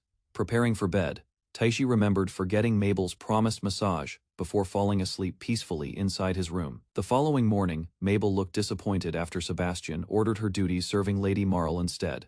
Outside the mansion later, Taishi watched Marl depart safely while servants gathered nearby for her farewell. Heading toward the royal castle, Marl planned negotiating rewards and discussing future treatment with Carenderal's government officials. At the royal castle, Marl planned negotiations while testing Carenderal's willingness toward future rewards and treatment. Trusting Marl's judgment, Taishi avoided negotiations, because political discussions easily placed him severe disadvantages. Before leaving, Taishi entrusted Marl with negotiations, while the mansion maids wished her safety. Thinking about Miskronia, Taishi understood building greater achievements remained necessary before marrying Marl without opposition later. According to Marl's expectations, several future accomplishments would convince Miskronia's royal family accepting Taishi more. Seeking a way to help, Taishi set out to inspect the country's condition firsthand. To avoid drawing attention as a famous hero, he wandered the city disguised as an ordinary adventurer. Conversations with travelers revealed that many villages were still suffering from monster attacks and theft. Hearing those reports, Taishi realized the affected regions would not recover anytime soon. At the guild, numerous requests focused on investigations and missing persons as recovery efforts continued. While reviewing the aftermath of the disaster, Taishi suddenly remembered a village he had visited before. Concerned about its fate, he decided to investigate personally and teleported there without delay. The moment he arrived, a devastating sight greeted him as the village lay nearly destroyed. Ruined fields and shattered homes suggested that countless monsters had swept through the area. Although no bodies could be found, Taishi continued searching, hoping survivors might still be nearby. While searching the ruined village, Taishi detected several faint presences hidden among the wreckage. Following the signal into a damaged house, he called out and tried to reassure whoever remained inside. To his surprise, two frightened children emerged from their hiding place within the collapsed building. Their unusual horns, tails, and animal traits revealed that they belonged to demi-human races. Realizing they had survived alone, Taishi immediately questioned them about the missing villagers. Startled by Taichi's appearance, the two demi-human children became wary of the human stranger. Rather than approaching recklessly, he stayed calm and tried to reassure them from a distance. Every attempt at conversation failed as fear and distrust prevented the children from lowering their guard. Noticing their injuries, Taishi shifted his attention toward their condition instead of asking questions. To prove he meant no harm, he offered healing magic, hoping to earn their trust first. While protecting the Beast Girl children, Taishi sensed dangerous hostility approaching the ruined house from outside. Moments later, Taishi confronted an injured wolf beastman warrior who viewed humans with heavy suspicion and anger. Inside the ruined house, Taishi found frightened beast girls standing beside their wounded wolf leader. Suspicion filled the wolf leader's eyes as he warned Taishi against approaching their damaged shelter. Without showing hostility, Taishi quietly activated healing magic while calming the terrified beast girls. Moments later, the beast girls stared at their restored bodies, shocked their injuries vanished. Seeing Taishi's peaceful actions, the wolf leader finally lowered his guard and abandoned hostile intentions. Concerned by their injuries, Taishi asked Thorn about the attack inside the ruined building. After introducing himself, Taishi listened, while Thorn, Karen, and Sherry cautiously revealed their situation. Standing beside armed companions, Thorn explained Relix and Pamela originally belonged to the destroyed village community. Hearing Thorn's explanation, Taishi quietly realized the beastmen probably searched abandoned houses for surviving supplies. Meanwhile, the evacuated villagers likely escaped toward the capital, while monsters still wandered around flooded regions. Relix noticed Taishi staring, causing the beastmen to question his unusual reaction toward them. Feeling embarrassed, Taishi immediately lowered his head and sincerely apologized for his rude behavior there. Relix became confused because humans disliked beastmen, making Taishi's respectful apology seem extremely strange. Watching quietly, Karen and Sherry wondered why Taishi willingly healed injured beastmen without hesitation earlier. Meanwhile, Taishi innocently explained that apologizing and helping injured people simply felt completely natural to him. Melkina distrusted Taishi, believing humans usually captured beastmen and sold them into slavery. According to Thorn's group, most humans considered beastmen nothing more than dangerous monsters or obedient servants. After hearing their explanation, Taishi finally understood beastmen constantly suffered harsh racial discrimination everywhere. Throughout Carindral Kingdom, isolated beastmen settlements survived far away because humans rarely accepted their existence. Meanwhile, beastmen living inside cities were owned by nobles and treated like personal property instead. Sitting quietly, Taishi struggled accepting beastmen were treated as slaves across the kingdom. Memories of the royal capital's slave market returned, making the current situation feel even more disturbing. Although deeply concerned, Taishi decided additional investigation was necessary before reaching conclusions about the discrimination problem. Gradually, Taishi realized the beastmen looted abandoned villages because they still needed food and daily survival. Wanting to help, Taishi expressed understanding toward their suffering and offered support for their situation. Melkina aimed her bow at Taishi, demanding he leave their hiding place without resistance. Before anyone reacted, Taishi blocked Melkina's rapid attacks using only his bare fingers. Shock spread across the beastmen after Melkina realized Taishi possessed strength far beyond ordinary adventurers. Scratching his head awkwardly, Taishi finally admitted he actually served as Carindral Kingdom's summoned hero. Hearing that revelation, the beastmen panicked immediately, while Taishi wondered why everyone suddenly feared him. Despite Melkina's warnings, Karen quietly believed Taishi would not suddenly attack their frightened group unnecessarily. Calmly observing Taishi's overwhelming strength, Karen realized he could have harmed everyone earlier if desired. Even Thorn eventually admitted Karen's reasoning sounded correct, though the beastmen still remained cautious around Taishi. Approaching carefully, Karen asked whether Taishi truly promised never to treat them cruelly or violently. While speaking with Karen gently, Taishi noticed her missing horns and questioned her unusual background. Melkina introduced herself as a forest elf, while shy Sherry quietly stayed beside her protectively. Trying to appear friendly, Taishi offered candy to Sherry after learning her name during introductions peacefully. Soon, Sherry happily enjoyed the candy beside Karen, while Melkina observed Taishi suspiciously from behind. During their discussion, Thorn explained the recent flood disaster forced Taishi to battle countless dangerous monsters earlier. Listening carefully beside Thorn, Taishi learned many beastmen adults suffered severe injuries after the devastating flood disaster. Thorn explained the beastmen survived the flood by hiding children and elders safely inside nearby mountain caves. After escaping the disaster, Thorn's group searched Biet village desperately for food and necessary medical supplies. Hearing their struggles, Taishi offered healing magic, medicine, and enormous food supplies without hesitation. Although grateful for Taishi's generosity, Thorn remained suspicious and questioned what Taishi truly wanted from them. Smiling, Taishi surprised everyone by inviting the beastmen to become citizens of his future nation. Within Carindiral's cathedral, Taishi prepared to negotiate compensation for helping during the massive flood disaster. Several hours earlier, Taishi discussed possible rewards the kingdom could offer for his recent achievements and contributions. Instead of requesting gold, Taishi proposed receiving undeveloped territory located far beyond settled regions and cities. Mariel considered his request important since granting land could preserve Carindral Kingdom's dignity and political image. After reviewing nearby regions, Mariel suggested the vast Great Forest area for Taishi's future territory plans. Examining the map, Taishi realized a forest route could shorten travel between both kingdoms dramatically. While planning new trade routes, Taishi imagined building achievements worthy enough to finally marry Marl someday. Before leaving, Marl promised discussing Taishi's ambitious territory proposal once everyone gathered together again later. At Carindurl Castle, Princess Mariel presented conditions, while explaining the kingdom still needed rebuilding support across rural villages. With a cheerful smile, Mariel revealed Taishi's weapon business had already brought enormous wealth into Carindurl's treasury. Leaving the castle hall, Mariel wondered how far Taishi's unusual territorial ambitions would progress from there onward. Back at the ruined village, the beastmen stared silently while Taishi mentioned making them citizens under his rule. Although Taishi treated the idea casually, he believed developing safe territory for beastmen could truly succeed someday. Changing the subject, Taishi focused on solving the beastmen's immediate survival problems before discussing future migration plans. After hearing Taishi's offer, Thorn admitted the beastmen would greatly appreciate any support, despite owning nothing valuable.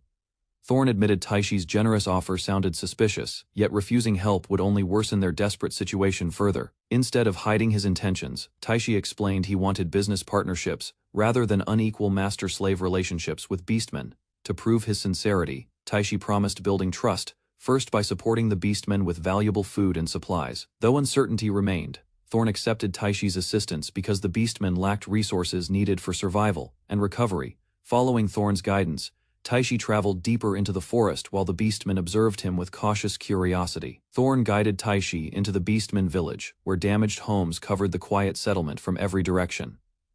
As Taishi walked deeper inside, he noticed ruined fields, broken houses, and weak fences surrounding exhausted villagers nearby. Seeing different beastmen races together surprised Taishi, especially those with mostly human appearances and animal traits combined. Melkina explained many villagers suffered because humans destroyed homes, separated families, and forced beastmen from their lands. While observing Melkina closely, Taishi realized her cold attitude actually hid a compassionate and protective personality underneath. As Taishi walked through the village, Karen stayed beside him, while the beastmen watched from nearby homes. Suddenly, Karen heard desperate cries for help coming from one of the damaged village houses nearby. A frightened child named Shiaton grabbed Taishi's clothes and begged him to save injured villagers inside urgently. Without wasting time, Taishi followed Shiaton through the village while worried beastmen rushed toward the injured people. Inside a crowded shelter, Taishi discovered several wounded beastmen barely remained conscious after their serious injuries worsened. Entering the shelter, Taishi introduced himself and requested permission to treat the dying beastman patient using healing magic. Despite their fear of humans, the villagers allowed Taishi to help because saving lives mattered most now. After examining the patient carefully, Taishi realized ordinary healing magic would never save such critical injuries in time. Raising his hand, Taishi activated powerful regeneration magic, far stronger than the healing spells used before inside. Bright magical energy covered the wounded beastman, as regeneration restored severe damage, and even repaired missing limbs. Under the glowing regeneration spell, the wounded beastman slowly regained consciousness, while nearby villagers watched in complete amazement. Opening his eyes weakly, the recovered beastman looked around in confusion as Shiaton welcomed him back happily. Although regeneration consumed huge amounts of magic power, Taishi ordered everyone to bring more critical patients immediately. Hope spread through the shelter once injured beastmen realized Taishi could restore even devastating wounds and missing limbs. Outside the crowded shelter, worried villagers gathered together and questioned what happened to the previously dying patients inside. Thanks to Taishi's regeneration magic, injured beastmen finally stood again, while relieved families embraced each other happily. Exhausted from constant healing, Taishi rested briefly as Shiaton thanked him for saving the wounded villagers inside. With a bright smile, Shiaton expressed gratitude toward Taishi, who considered helping others completely natural for himself. Watching Shiaton care for patients despite her young age made Taishi realize the village suffered far beyond expectations. After praising Shiaton's hard work, Taishi playfully admired her adorable appearance, before remembering the remaining village supplies. Inside the forest village, Taishi encountered Deborah, a gigantic bear beastman carrying massive hunting equipment across her body. Deborah inspected Taishi closely before concluding he showed no hostility toward the beastmen gathered around nearby villagers. Onsthorn explained the situation. Deborah agreed to guide Taishi toward the warehouse, storing important village supplies. Opening the storage building revealed shelves packed with preserved food, seasonings, barrels, vegetables, and countless cooking ingredients inside.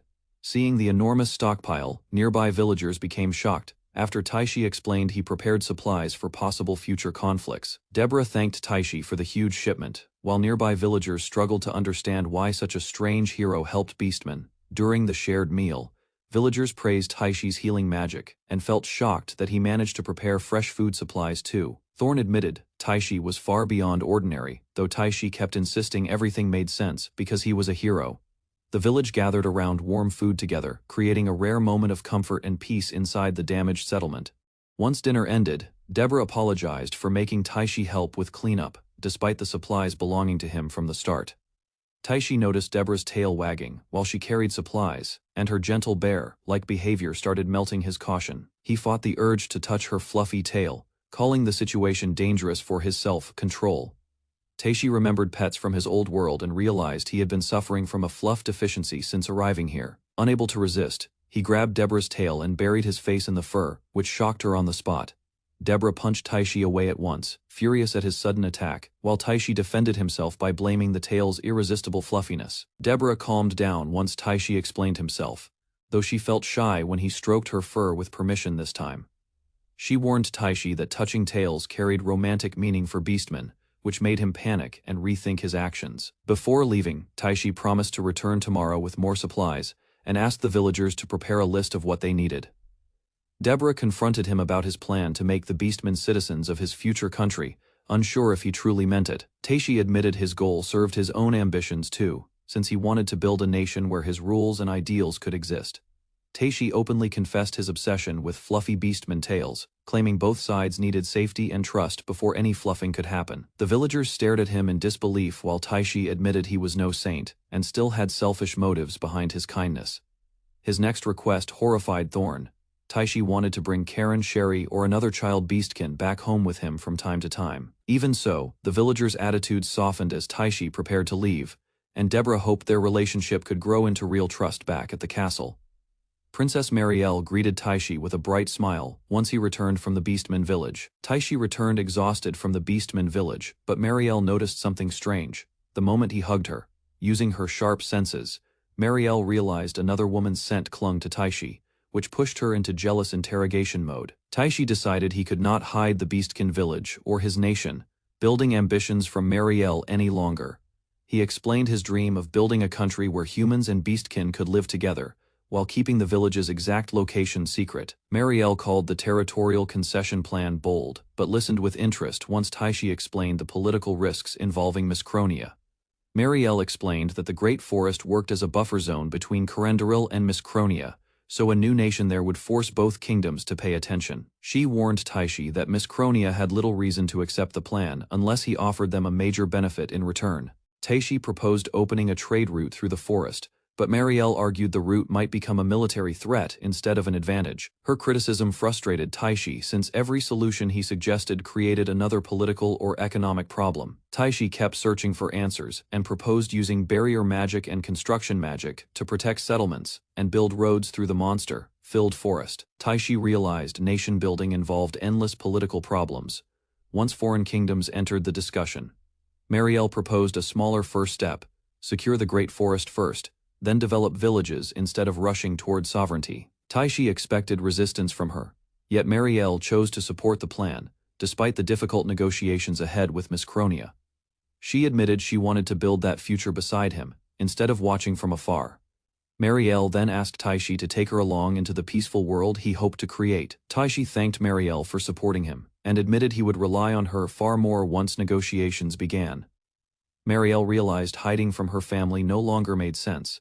Since Taishi's actions during the flood already drew attention across Corendoril, she decided it was time to confront her homeland directly and proposed visiting the kingdom of Miscronia together. At Miscronia's palace, officials recognized Marielle at once as the famous Oracle Saint. The chapter ended with a tense reunion as a scarred noble demanded to know why Marielle stood inside Corendoril. Early that morning, Marl stayed inside studying, while Taishi prepared another trip outside the mansion.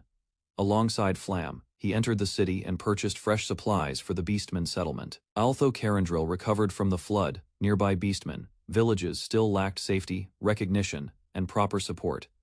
Seeing their conditions again, Taishi understood his dream demanded patience, knowledge, influence, and careful preparation. With those thoughts lingering inside him, he continued searching for a way protecting every beastman equally. While walking through town, Taishi suddenly asked Flam what she thought about beastmen living nearby.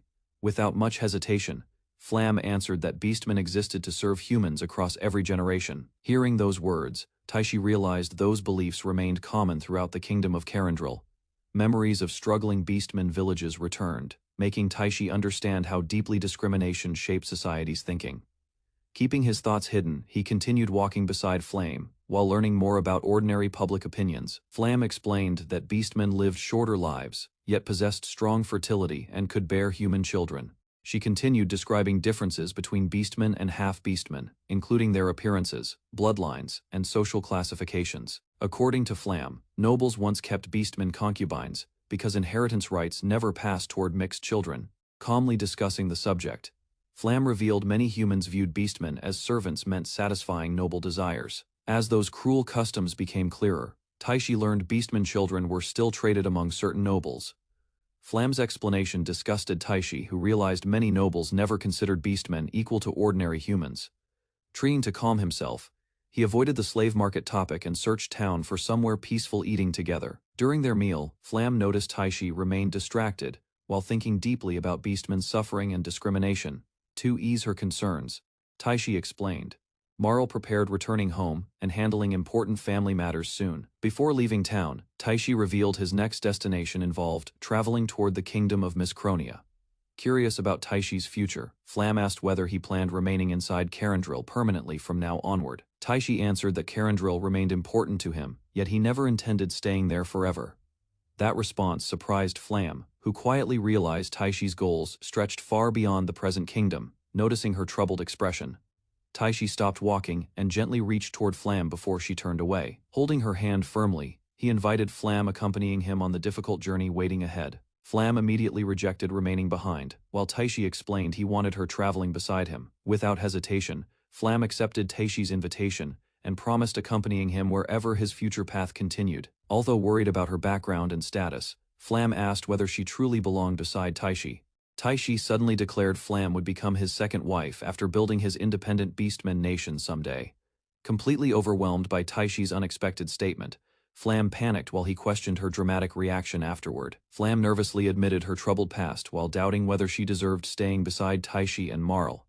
Gently holding Flam's face, Taishi reminded her their shared experiences already created an unbreakable connection together. Drawing Flam closer, Taishi promised he still had enough strength remaining to protect another precious companion. Tears filled Flam's eyes after Taishi encouraged building a happier future together from that moment onward. Before their emotional moment fully settled, Marl appeared smiling brightly while greeting Taishi cheerfully nearby. Marl misunderstood Taishi and Flam's outing, then complained after noticing their intimate hand-holding together. Unable to tolerate their behavior anymore, Marl punished Taishi while demanding greater attention from him. Later, Taishi visited the Beastman village again, bringing additional supplies while greeting Deborah and other residents. During his visit, Taishi announced plans for constructing a strong magical barrier protecting villagers from dangerous monsters. Although uncertain about succeeding, Taishi prepared advanced barrier magic while Beastman watched his efforts. Taishi prepared magical anchor points, using enchanted weapons to construct a protective anti-monster barrier surrounding the village. Moments later, the barrier activated, astonishing nearby beastmen, while magical energy spread across the settlement. Although uncertain about its true effectiveness, Taishi explained the barrier should at least discourage monsters from approaching. Before leaving, Deborah questioned Taishi regarding progress on his ambitious nation, building plans for beastmen communities. Smiling beneath the glowing barrier, Taishi admitted future responsibilities and negotiations would soon become increasingly demanding. Taishi explained his territorial proposal, knowing negotiations with the kingdom of Miscronia would soon become unavoidable. Facing the gathered beastmen, Taishi officially announced his upcoming journey toward the kingdom of Miscronia. Before departing, Taishi reassured Deborah that teleportation magic allowed frequent visits despite traveling far away. Remembering village children, Taishi handed Deborah sweet candy gifts intended for everyone living inside the settlement. Holding the candy bag, Deborah watched Taishi while wondering about his true intentions toward beastmen. Laughing together with beastmen children, Taishi imagined Thorn distributing sweets throughout the peaceful village someday. Before departing, Taishi encouraged Thorn protecting smiling children, instead of remaining trapped inside painful memories forever. Later, curious village girls searched for Taishi, only learning he already traveled toward the kingdom of Miscronia. After smelling sweet candy nearby, the girls discovered Taishi secretly left souvenir treats behind for every child. While children celebrated around the candy gifts, a quiet elf watched everything silently from the trees.